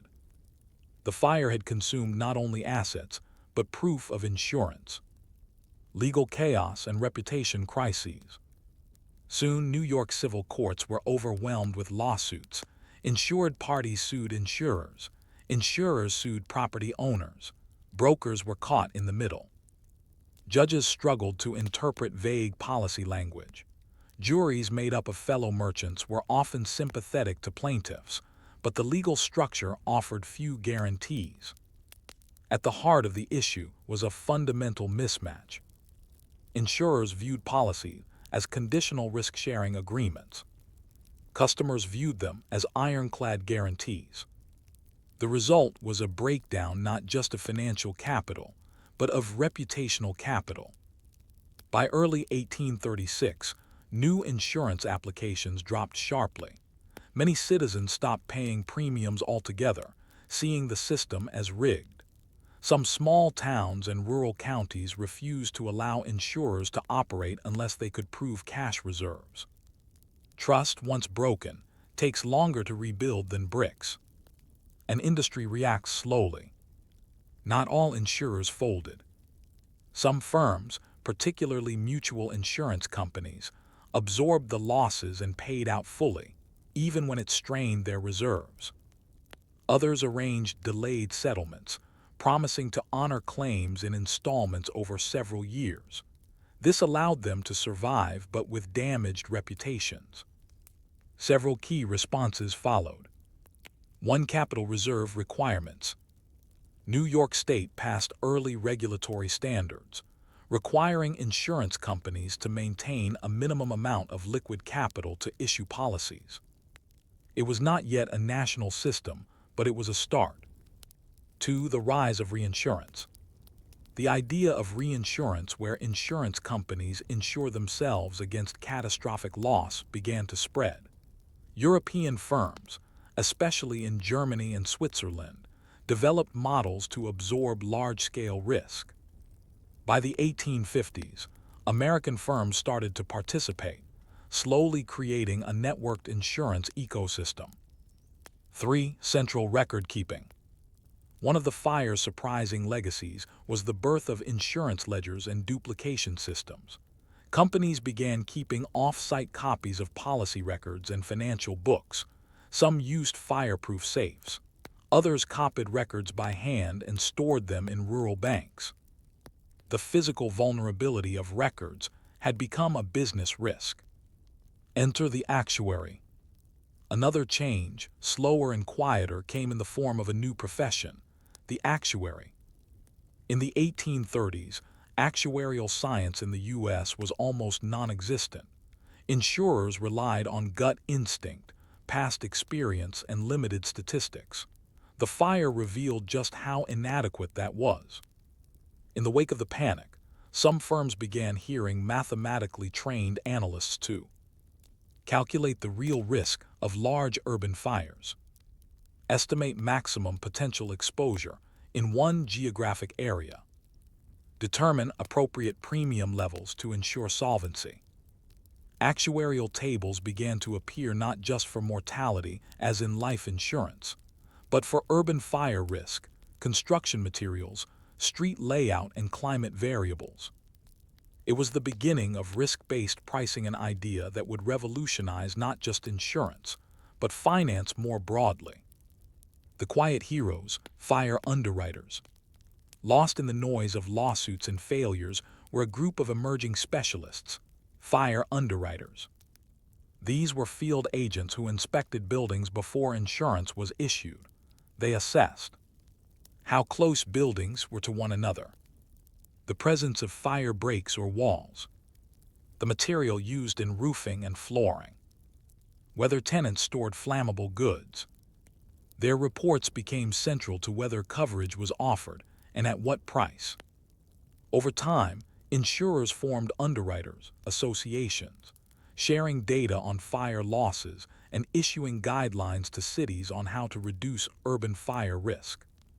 In other words, the insurance industry began shaping public safety policy not for moral reasons, but for solvency. Burned but not broken. By the late 1830s, the financial panic had receded. Some companies re-emerged under new names.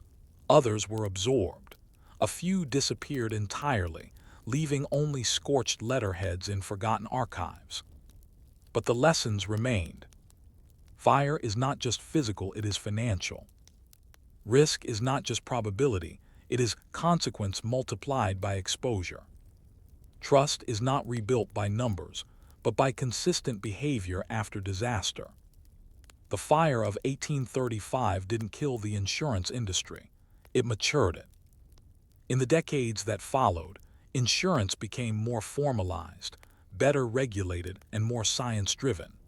It remained imperfect, vulnerable to fraud, manipulation, and economic cycles, but no longer purely speculative. The industry had passed through fire and learned. So what happens when the lessons of fire are forgotten?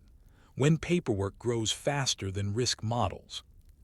And what might still lie smoldering beneath modern financial systems, waiting for a spark?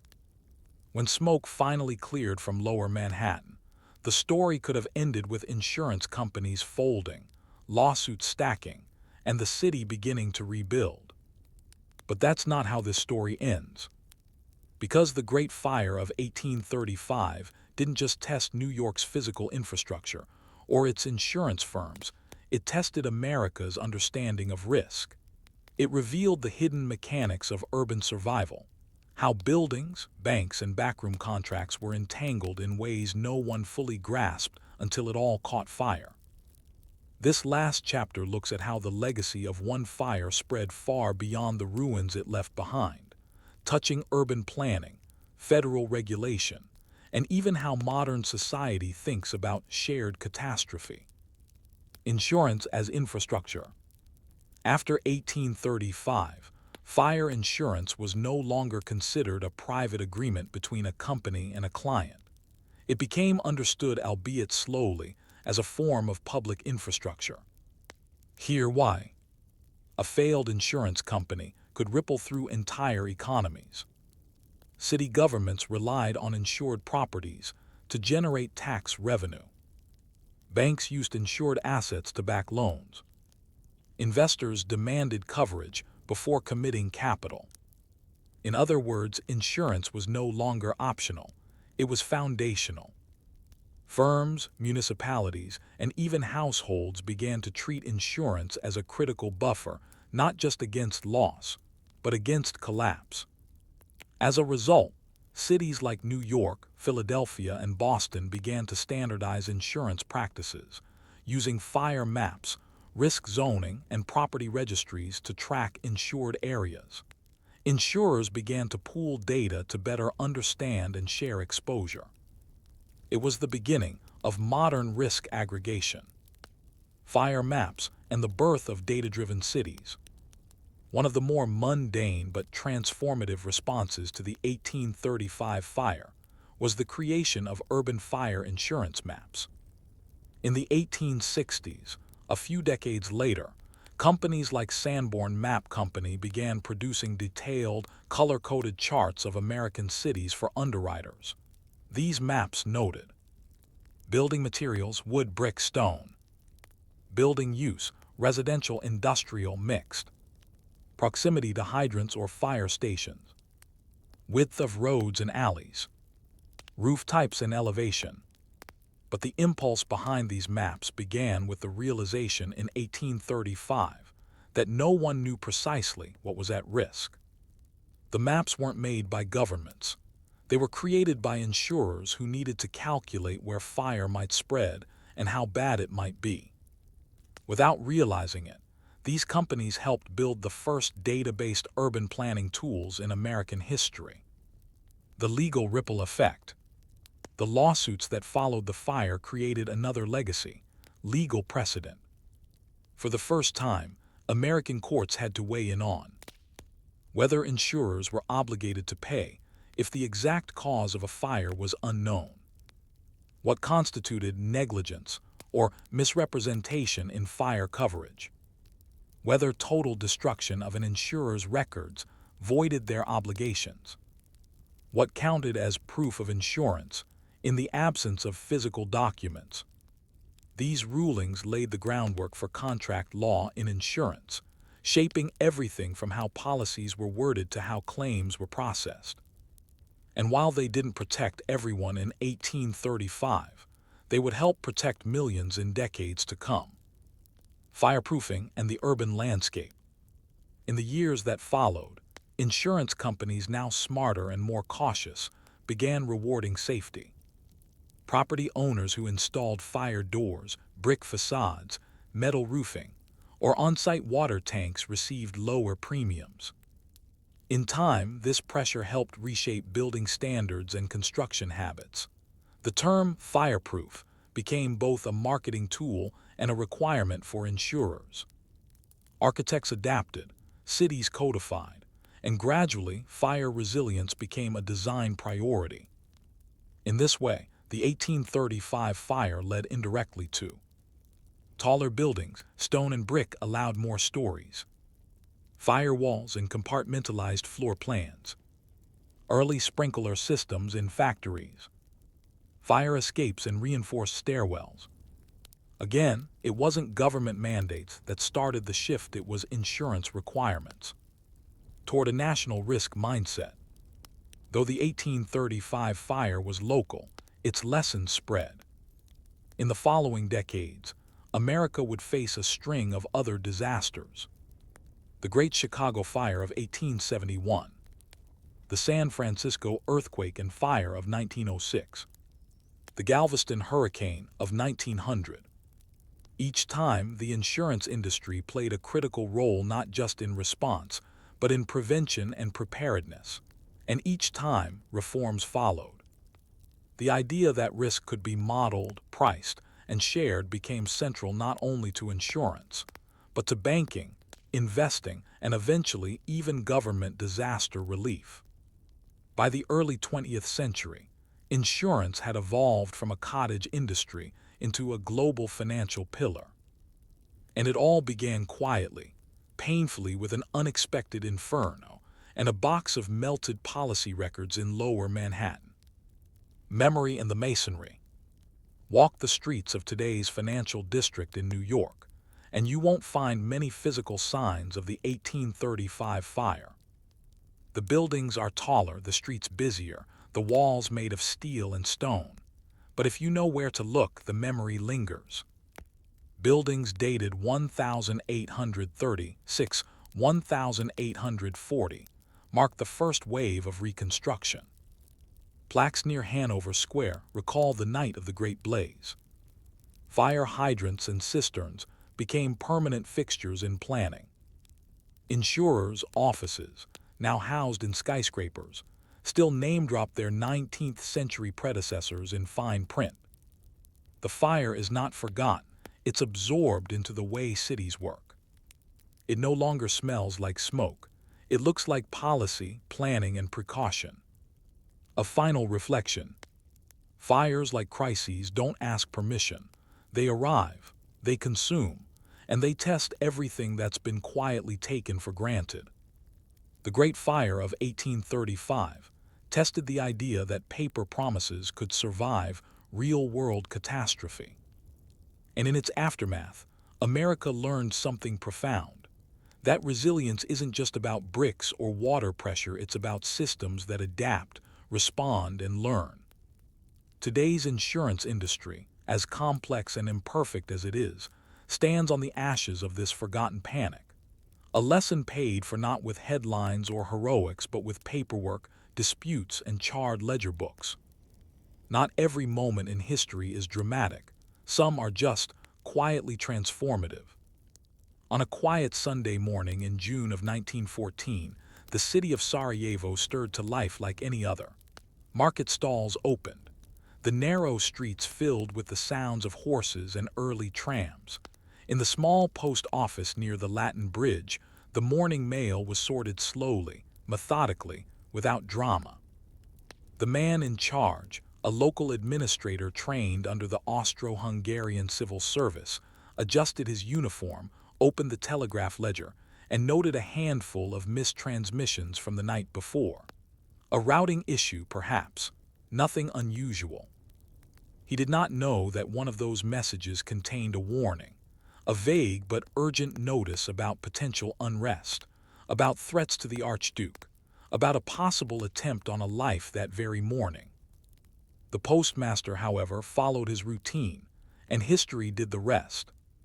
This is the story of a man who is almost never named in textbooks, a mid-level bureaucrat whose delay or adherence to schedule, depending on how you see it, may have changed the timing of the most consequential assassination in modern history, an act that triggered a world war.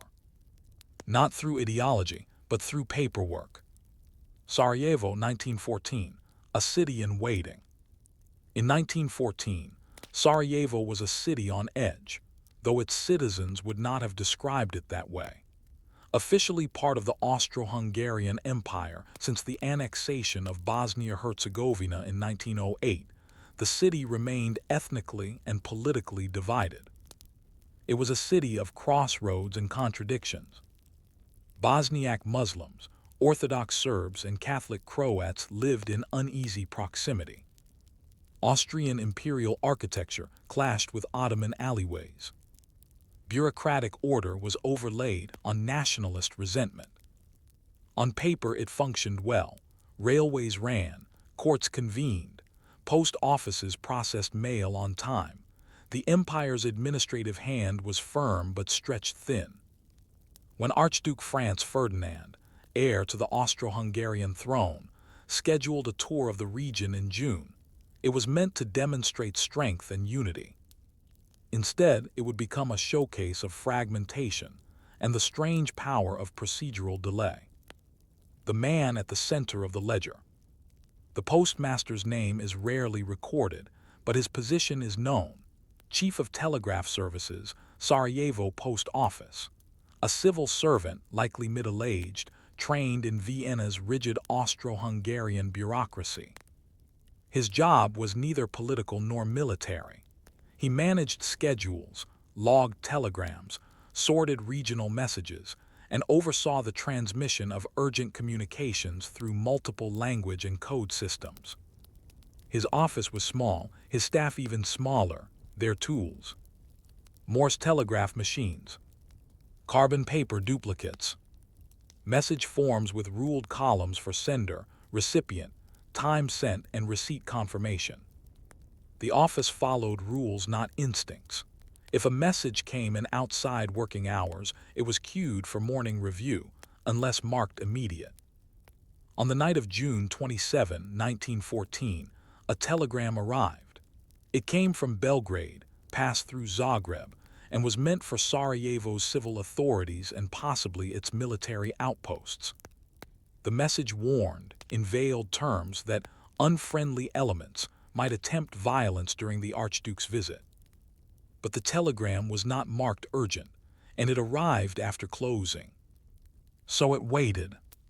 The bureaucracy of delay. To a modern reader, this seems absurd. But in the Austro-Hungarian administration, punctuality, hierarchy, and order were sacred.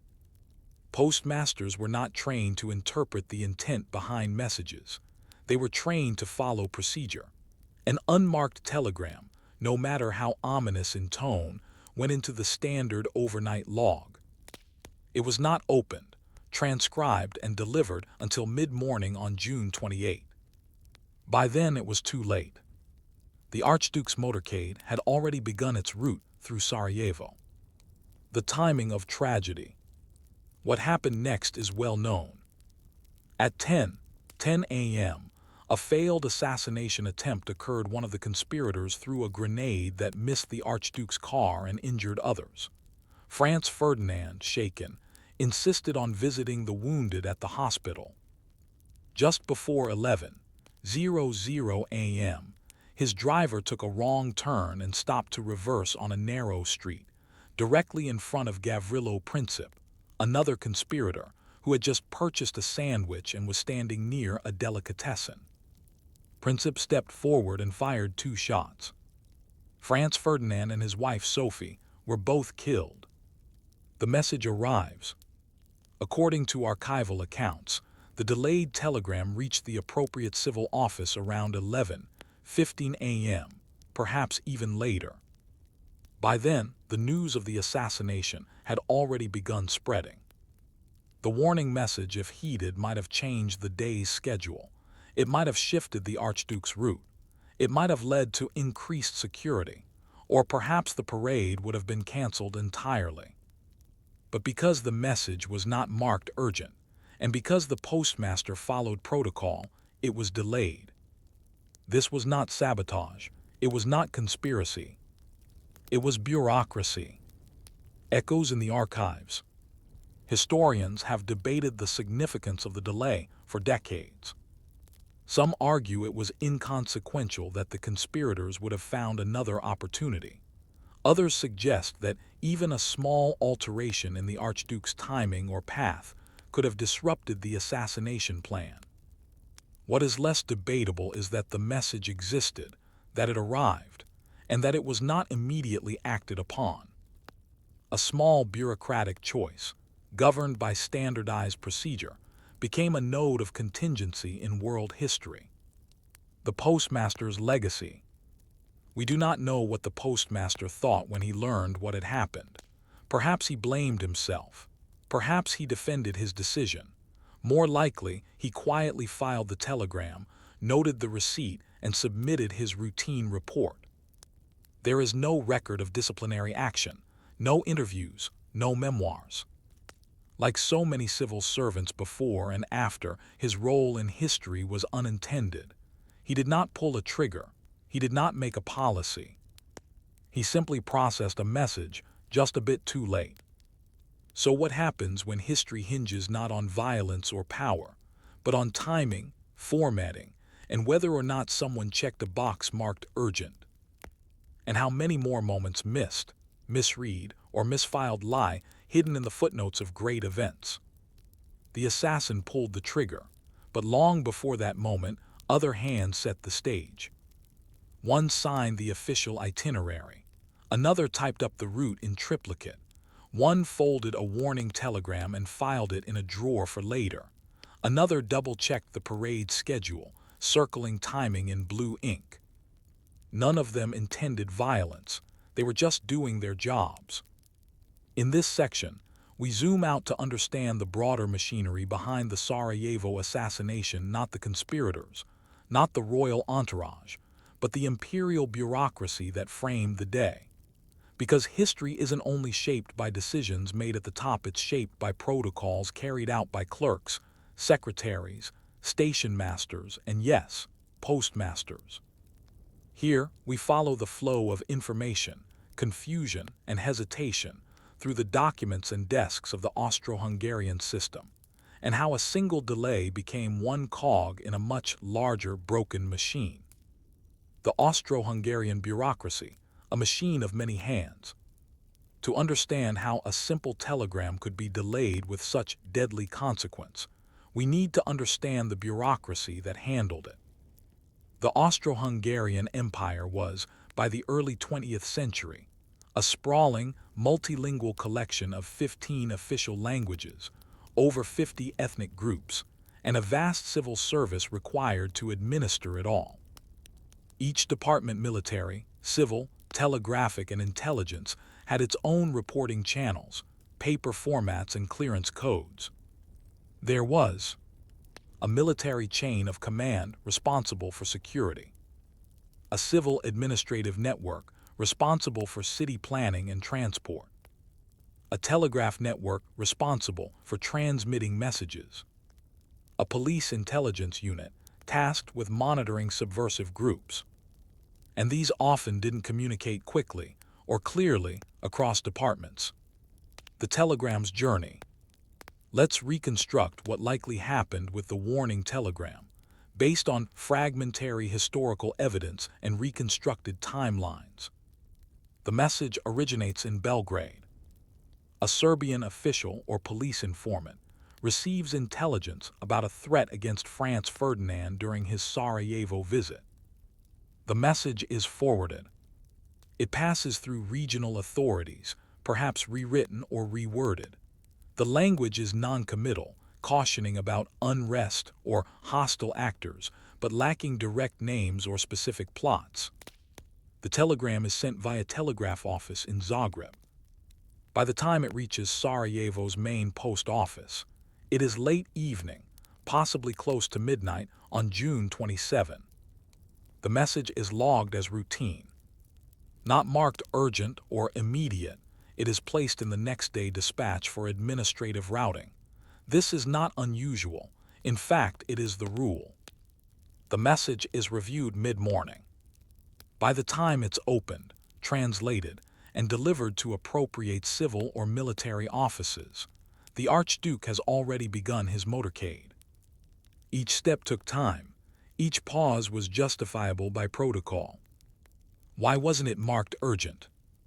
That's the question historians still debate. One theory is that the language of the warning was intentionally vague. To mark a telegram urgent required not only procedural formatting, but also confidence in its importance. An official unsure of the threat might have opted not to escalate, fearing career consequences, if it proved to be a false alarm. Another theory is that the sender simply didn't know how close the danger was. It's possible the message was intended more as a general alert than a last-minute warning.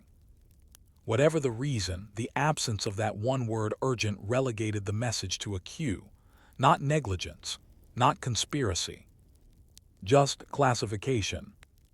Red tape meets real danger. What's striking is that multiple warnings were received in the days leading up to the assassination. Serbian sources had hinted at subversive plots. The Austrian military attaché in Belgrade had passed along intelligence. Even local police in Sarajevo had heard rumors of armed students arriving in town. But each thread of information was routed through different offices. No one agency had the full picture. This was not an empire that lacked information. It was an empire that failed to synthesize it. Security measures were discussed, but ultimately, no large-scale changes were made to the Archduke's schedule. Why? Because changing a royal itinerary required imperial approval, local coordination, military escort reassignment, and media communication, a process that could take days. And Franz Ferdinand was due to arrive in hours. The illusion of control. What emerges from the Sarajevo records is the image of a system that appeared orderly, but was quietly overwhelmed. Messages flowed but slowly. Orders were issued, but not always enacted. Reports were read, but not always believed. Risks were noted, but not shared. The bureaucracy gave the illusion of control, but beneath the surface, it was a patchwork of paper trails and departmental silos. When chaos arrived when shots were fired, it found not a coordinated empire, but a sluggish one. And into that sluggishness fell the postmaster's telegram, one delay among many. A city prepared but not alert. Sarajevo on June 28 had soldiers in the streets. Local police were stationed along the route. The Archduke's car was accompanied by officers. But there were critical failures. The motorcade lacked bulletproofing or modern security procedures. The route had been published in advance, against military advice. Communications between police and military were limited. After the first assassination attempt at 10:10 a.m., no major rerouting was enacted.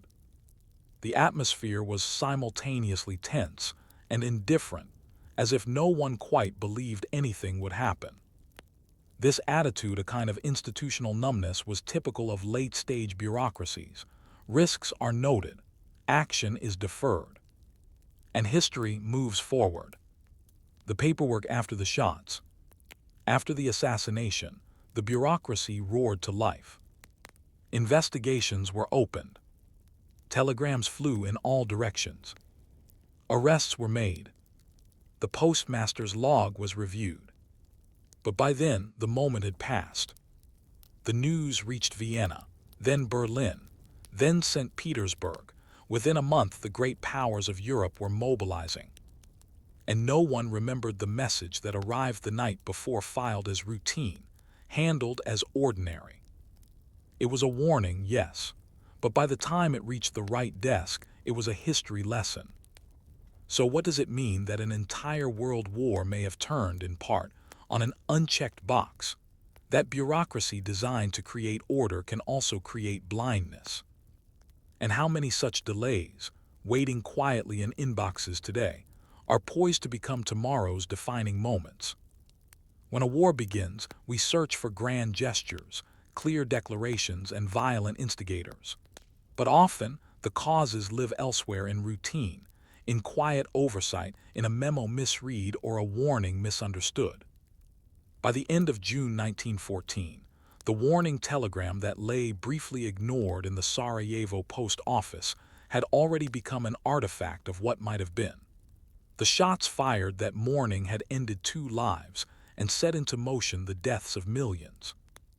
This final section explores how that single bureaucratic delay cascaded into a continent-wide collapse, not because the delay alone caused the war, but because it symbolized something much deeper, a system so tangled in formality that it couldn't recognize or react to its own unraveling. And as we trace the diplomatic aftershocks from Sarajevo to the trenches of the Western Front, we see how history is less about decisive action and more about the slow momentum of unread documents. The fuse is lit, immediate reactions to the assassination. In the hours following Franz Ferdinand's assassination on June 28, 1914, Sarajevo's local authorities were engulfed in confusion. The initial response was reactive. Troops were deployed to suppress possible unrest.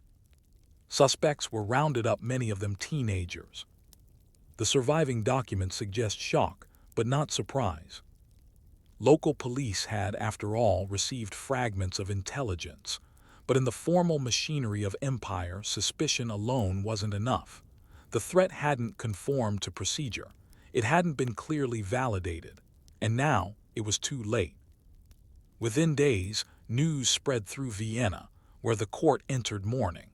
But beneath the black armbands and diplomatic condolences, a political calculation was already underway. Bureaucratic rage, Vienna's internal breakdown. For the Austro-Hungarian government, the assassination was more than a tragedy. It was a challenge to imperial authority. Yet even here, the response was filtered through layers of paperwork, protocol, and internal disagreement. Historians examining the internal memoranda of the Austro-Hungarian Foreign Office in early July 1914 find a web of delayed meetings, slow telegram approvals, and bureaucratic inertia. And then came the key decision. Austria would issue an ultimatum to Serbia, harsh, deliberately unacceptable. But this was not delivered quickly. First came committee deliberations, internal communications with military advisors, diplomatic coordination with Germany, revisions, reviews, re-reviews. It wasn't until July 23, nearly a month after the assassination, that Austria sent its infamous ultimatum. This was not the rash escalation of hot-headed nationalists. This was the cold, calculated escalation of paper-bound empire. Serbia's reply, nuance lost in translation. Serbia, in receiving the ultimatum, responded with a carefully worded and largely conciliatory reply. They agreed to most of Austria's demands and offered arbitration on the rest. But again, details matter. The reply was delivered on time. It was translated imperfectly. The Austrians rejected it almost instantly. Did anyone in Vienna read it in full? Probably, but once war seemed likely, there was no incentive to slow down. The bureaucratic machine, once re-engaged, rolled forward with all the gravity of legalistic momentum. No one wanted to blink, and no one wanted to be the administrator who introduced a delay this time. The dominoes fall. The rest unfolded in a sequence of formality. July 28, Austria-Hungary declares war on Serbia. July 30, Russia mobilizes to support Serbia. August 1, Germany declares war on Russia. August 3, Germany declares war on France. August 4, Britain declares war on Germany. Each step came with official statements, orders signed, and telegrams dispatched all through the established channels. Each was logged, recorded, archived. Each took place because the systems in place, military, diplomatic, bureaucratic, were incapable of slowing down once engaged. From office to battlefield. Meanwhile, across Europe, civil servants and clerks were swept into uniforms. Railway schedules were rewritten for troop movements. Telegraph networks became military property. Civilian life was reclassified. And in the background, files were still being closed. Somewhere in the Sarajevo post office, the June 27 telegram likely remained in its ledger, marked with time of receipt and time of delivery. A line item in the long index of missed moments. Lessons lost and found. The tale of the postmaster is, in a way, the tale of the entire pre-war system. A story of strict adherence to rule over reason, protocol over flexibility, form over urgency. Had the telegram been opened, marked urgent, hand-delivered with force and insistence, could the Archduke have lived? Possibly. Would war have been avoided? Perhaps not. The tensions were many, but the assassination gave license and timing to those already pushing for conflict. Even so, the idea that history may have pivoted on a clerk's ink stamp lingers. Bureaucracy as blindness. The tragedy is not that the bureaucrats of 1914 failed to act like heroes. It's that they did exactly what they were trained to do. File forms. Follow chains of command. Avoid personal interpretation. Leave urgency to higher authorities. It's the same logic that delays disaster relief by hours, that causes medical records to be lost, that misroutes legal warnings, that sends innocent people to the wrong court. And in Sarajevo, it meant a warning was read after the shooting had ended. A quiet reflection. There is something haunting about that kind of power, not in decisions made, but in inaction legitimized by formality. The Sarajevo postmaster, like so many others, has no monument. He is not remembered with blame, nor with absolution. He was part of a system that moved too slowly to recognize catastrophe when it stood outside its door. So when we ask how World War I began, the answers include nationalism, militarism, alliances, and also an envelope, a line in a ledger, a delay. The war began not only in royal courts or barracks, but in a filing cabinet in Sarajevo. Picture America in the early 19th century not as a world power or industrial titan, but as a stretch of forest, swamp, and rocky hills bound together by ambition. Roads were muddy at best. Rivers flowed the wrong way for trade. And west of the Appalachian Mountains lay a vast inland region bursting with potential if only it could reach the coast. In that silence of wilderness, a dull but determined dream took shape. Dig a ditch, a long one, from Albany to Buffalo, from the Hudson River to the Great Lakes, a man-made water highway to pull the American interior into the Atlantic economy. It was a deeply boring idea. It had no heroes, no wars, no battles, just laborers, shovels, rope-tethered mules, and mud, lots of mud. But from this vision emerged the Erie Canal, a forgotten marvel that quietly transformed America into a grain-producing giant, helped New York become the busiest port in the Western Hemisphere, and enabled a trade network that reached from Ohio cornfields to British factories.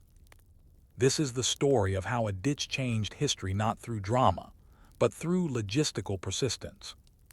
The 1810s, a young nation with a transportation problem. At the dawn of the 19th century, the United States was both immense and inaccessible. The Appalachians blocked easy westward travel. The Mississippi River system pointed south, not east. The Hudson River stopped short of the interior. The newly settled regions of Ohio, Indiana, and Illinois were rich in grain, timber, and livestock, but these goods had no efficient path to urban markets on the eastern seaboard. Farmers faced weeks-long wagon journeys over treacherous terrain. Crops rotted before they could be sold. Entire communities remained isolated, connected only by unreliable post riders and irregular boats. If the nation wanted to survive, let alone expand, it needed an internal solution. And in New York, A group of unassuming legislators, merchants, and surveyors thought they had won. The big ditch that nobody believed in. The idea of a canal was not new. China had built the Grand Canal. France had experimented with man-made waterways. Even Pennsylvania had proposed a few short systems. But what New York proposed was unprecedented. A 363-mile canal, carved largely by hand, connecting the Hudson River to Lake Erie. The proposed Erie Canal would climb over 500 feet in elevation, using a system of locks, cut through forests, swamps, and rocky ridges, be dug without steam-powered tools, only human labor and animal power. The scale was laughable to many. President Thomas Jefferson called it a little short of madness. Congress declined to fund it. So New York Governor DeWitt Clinton took the project on as a state endeavor, securing $7 million in state bonds and launching what critics mockingly called Clinton's ditch. He would be ridiculed. He would also be proven right. Digging with shovels, building with vision. Construction began in 1817. It would take 8 years. There were no blueprints, no experience with terrain engineering on this scale. Everything was learned as they went. Laborers, many of them Irish immigrants, some German, worked in dangerous, backbreaking conditions. They earned 50 cents a day. Diseases like malaria swept through work camps. The canal route passed through limestone ridges, bogs, dense forests, and quicksand-laden soil. Engineers devised clever solutions. Stump pullers that could clear dozens of trees a day. Hydraulic cement, newly discovered, to waterproof lock chambers. A system of locks and aqueducts to handle elevation changes. Still, progress was painfully slow. Entire seasons were lost to flooding. Locals mocked the project as a political vanity. But the teams kept digging, mile by muddy mile. The canal opens, a new era of trade. In October 1825, after 8 years of labor, the canal was completed. Governor Clinton embarked on the ceremonial wedding of the waters voyage, filling a keg with water from Lake Erie and sailing it to New York Harbor, pouring it into the Atlantic as a symbolic union of the Great Lakes and the ocean. What followed was more than symbolic. Transport costs between Buffalo and New York City dropped by over 90%. What once took 3 weeks by wagon could now be done in 6 days by canal boat. A ton of wheat could be shipped for under $10 formerly. It had cost nearly $100. The American interior was now economically connected to the coast. And New York, previously overshadowed by Boston and Philadelphia, became the undisputed commercial capital of the nation. The quiet revolution of grain. It was not gold or cotton or coal that made the canal so essential. It was grain. The Erie Canal turned vast tracts of Ohio, Indiana, and Illinois into the breadbasket of the world. Farmers grew wheat and corn knowing they could ship it to market. Exports surged. Europe, especially Britain, began importing American grain to feed its factory workers. American flour filled ships in New York Harbor bound for Liverpool and London. This was not a flashy empire. It was an empire of flour sacks and grain elevators, of way stations and canal tolls. But it mattered, quietly, boringly, irrevocably. Mule power and economic pull. Canal boats moved slowly 4 miles per hour. They were pulled by mules walking along a towpath beside the canal, led by young boys or hired hands. A single mule team could haul up to 30 tons of cargo. These boats became floating warehouses filled with lumber, barrels of pork, bushels of apples, cloth, furniture, whiskey, and increasingly immigrants heading west to find new land. The Erie Canal didn't just export grain, it imported people. It helped settle the American Midwest. It drew German and Irish families to towns like Rochester, Syracuse, and Cleveland. It helped standardize time zones, shipping schedules, and even mail delivery. And for decades, it was the busiest transportation route in North America, an empire of docks and ledgers. By 1840, the impact was clear. New York handled half of the United States' foreign trade. Buffalo transformed from a backwater outpost into a major shipping hub. Small towns along the canal grew into industrial centers. Everything was measured: canal tolls, lock times, cargo weight. Bureaucrats tallied the number of barrels of flour that passed through each lock station. Engineers issued reports on boat traffic and maintenance issues. Canal workers kept logs, inspectors filed timetables, toll collectors marked receipts in triplicate. It was a triumph not of charisma, but of accounting. So how did a 4 mph boat pulled by a mule change the balance of global trade? How did a ditch through New York farmland make the U.S. a dominant exporter by mid-century? And what does this canal, long since replaced by railroads and highways, still whisper about how progress is made, not through vision alone, but through mud, muscle, and slow persistence? The Erie Canal was, on its surface, a waterway, but beneath the surface, it was a quiet mechanism of transformation: economic, demographic, geographic. It didn't conquer territory, it connected it. It didn't ignite revolutions, it encouraged farming, paperwork, and trade. In this section, we move from the moment of the canal's opening in 1825 into the decades of impact that followed. Through tolls and tonnage, lock maintenance and mule schedules, we'll follow how this slow-moving stream of commerce helped shape not only a state or region but an entire national identity. And along the way, we'll find ourselves in the counting houses of upstate towns, the lock chambers in winter, and the logbooks of grain shippers who never made headlines, but without whom an empire of bread could not rise. The accounting empire: how the canal made money. From its earliest days, the Erie Canal was not free. It operated as a state-run system of tolls and licenses, complete with clerks, collectors, and canal police. Every lock station became a miniature customs office. Tolls were calculated based on type of cargo: flour, lumber, whiskey, livestock. Weight and volume. Distance traveled. A barrel of flour, for example, might be charged a half-cent per mile. That sounds like a pittance, but multiplied by thousands of barrels per day, it became a river of revenue. In fact, from 1825 to 1882, the Erie Canal collected over $120 million in tolls, more than repaying its original $7 million construction cost many times over. This wasn't just infrastructure, it was investment. And it came with ledgers. Clerks recorded every boat, every mule team, every bundle of cargo. Monthly reports were filed to Albany, and adjustments made seasonally based on wear, flood risk, and harvest surpluses. By modern standards, it was dull. But through those numbers, New York built fiscal independence and solidified its primacy as the nation's economic heart. Lock life, where water met labor. Operating a lock was part science, part sweat.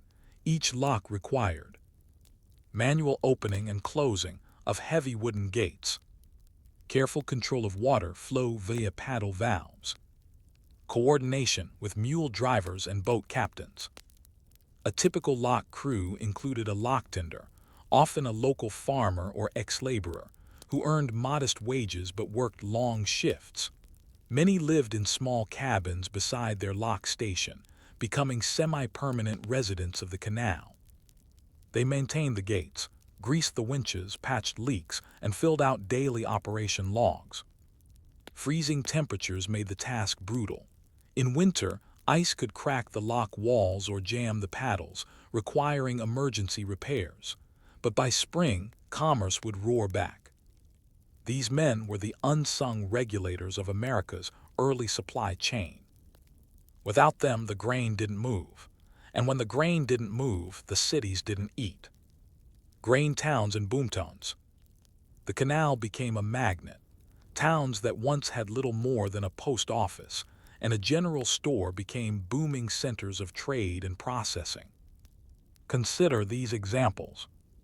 Syracuse grew into a salt production hub. Rochester became known as the Flour City thanks to its mills. Utica emerged as a textile center. Buffalo, at the canal's western terminus, transformed into one of the busiest grain ports in the world. Farmers from as far away as Wisconsin and Minnesota used the canal corridor to access global markets. Meanwhile, canal boat manufacturers, grain elevator operators, wharf agents, and insurance brokers emerged to support the trade. It was a quiet industrial boom not driven by coal and steam, but by water, wheat, and paperwork. Time standardized. The Erie Canal, like the railroads that would follow, introduced a need for synchronized scheduling. Boat departures, lock wait times, and cargo pickups had to be managed across hundreds of miles. This led to some of the earliest uses of standardized timekeeping in the U.S. Towns along the canal began adjusting their clocks to match canal time, not just local solar time. Eventually, these efforts contributed to the broader movement toward time zones, which would be formalized by the railroads in the 1880s. In a quiet way, the canal helped America learn to run on a shared clock. Mules, meals, and miles, the canal boat lifestyle. Life aboard a canal boat was slow, steady, and monotonous. Crews included a captain, often the boat's owner, a hoggy mule driver, sometimes as young as 10, a cook, often the captain's wife, a deckhand or two. Meals were basic beans, bread, salted pork, and eaten on the move. Boats rarely stopped overnight unless waiting for a lock to open. There were no cabins. Sleeping was done on deck or in cramped holds. Days began at dawn and ended at dusk, covering 20-30 miles a day. Canal towns offered taverns, supply shops, and the occasional dance hall, but life was mostly functional. Boredom, rain, mule blisters, and leaky boats were constants. Still, it was a profession steady, seasonal work in a country where opportunity was otherwise unreliable. Decline begins. Railroads loom. By the 1850s, the railroads had arrived. Faster, more flexible, and operable in winter, trains quickly began pulling cargo away from the canal routes. By 1860, Erie Canal traffic had peaked. Though still vital, it was no longer innovative. In response, the canal was widened and deepened, creating the enlarged Erie Canal to accommodate bigger boats and more traffic. But it was a temporary fix. The age of water transport was giving way to steam and steel. Still, the canal persisted. Even into the 20th century, it moved millions of tons of goods annually. And the legacy of towns, trade routes, and agricultural dominance it established would long outlive its practical use. A system that worked because it was boring. What made the Erie Canal so revolutionary wasn't its excitement, it was its reliability. Predictable tolls, consistent travel times, minimal theft or loss, transparent record keeping. It became a trusted, systematized artery of commerce. Farmers could plant knowing their crops would reach market. Traders could plan seasons in advance. Towns could invest in mills and warehouses. It was a machine of expectation. Not fast, not glamorous, just dependable. So how do we measure the value of a waterway that simply worked? That reshaped a country not by drama, but by dredging, not by conquest, but by consistency. And what happens when the most important innovations aren't the loudest, but the slowest to fade? It is easy to forget what simply fades. The Erie Canal was not defeated by war, protest, or calamity. It was overtaken inch by faster rails, better roads, and the demands of a growing, impatient century. And yet, long after its economic dominance had passed, The canal continued to shape the world around it not through commerce but through legacy. Its towns lived on. Its habits endured. Its routes were repurposed. Its logic of interconnection never quite left. In this final section, we trace the canal's slow decline, its reimaginings, and the curious ways in which a 19th-century ditch still defines slices of modern America. We ask not just what it did, but what it became, and why the infrastructure we take for granted today, highways, ports, even internet cables, owe something to this first, slow-moving, mule-drawn machine. The final miles, the barge canal transition. By the 1890s, the Erie Canal was clearly outdated. Canal boats, though larger than before, couldn't compete with railroads that ran year-round and reached inland areas the canal never touched. In 1903, New York began transforming the canal system into the modernized New York State Barge Canal. The project aimed to reroute sections for straighter paths, deepen channels for larger motorized barges, replace mule-drawn boats with self-powered vessels. By 1918, the barge canal opened. It included not only the original Erie route, but also linked rivers and lakes across the state. It was an engineering success, but it arrived just as America fell fully in love with trains, then trucks. The Erie Canal, once the cutting edge, became the backup system. Still functional, still there, but now marginal. Cultural legacy, towns, words, and ghost locks. Even as freight shifted away, the canal's cultural imprint remained vast. Towns like Lockport, Rome, and Fairport still bear the literal marks of the canal's structure. Streets called Canal Street or Towpath Road run across upstate New York. Low Bridge, Everybody Down, the 1905 folk song written about the Erie Canal, became an unofficial state anthem. Locks from the old canal still dot the landscape, some restored, others overgrown and forgotten. Today, bike paths and walking trails trace the original towpaths where mules once trudged. The canal became a place to remember, not to transport. But the memory carries weight. A model for interconnection. More than just a transportation tool, the Erie Canal served as a template for connecting inland agriculture with coastal ports, for integrating infrastructure into economic planning, for understanding that geography could be shaped, not just obeyed. Modern supply chains, airports, container shipping, data networks all echo the Erie Canal's principle.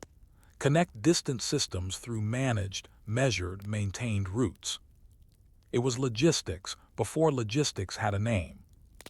And it showed that transformation didn't require genius, just vision, persistence, and ledgers. Forgotten engineers, silent architects. There are no towering statues of Erie Canal engineers.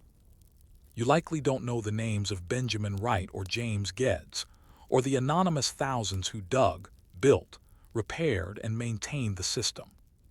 But their methods of surveying land, budgeting materials, tracking water levels, training mule drivers, and standardizing time became the operational foundation for later American infrastructure projects. The canal was a school of systems, and its lessons outlasted its water traffic.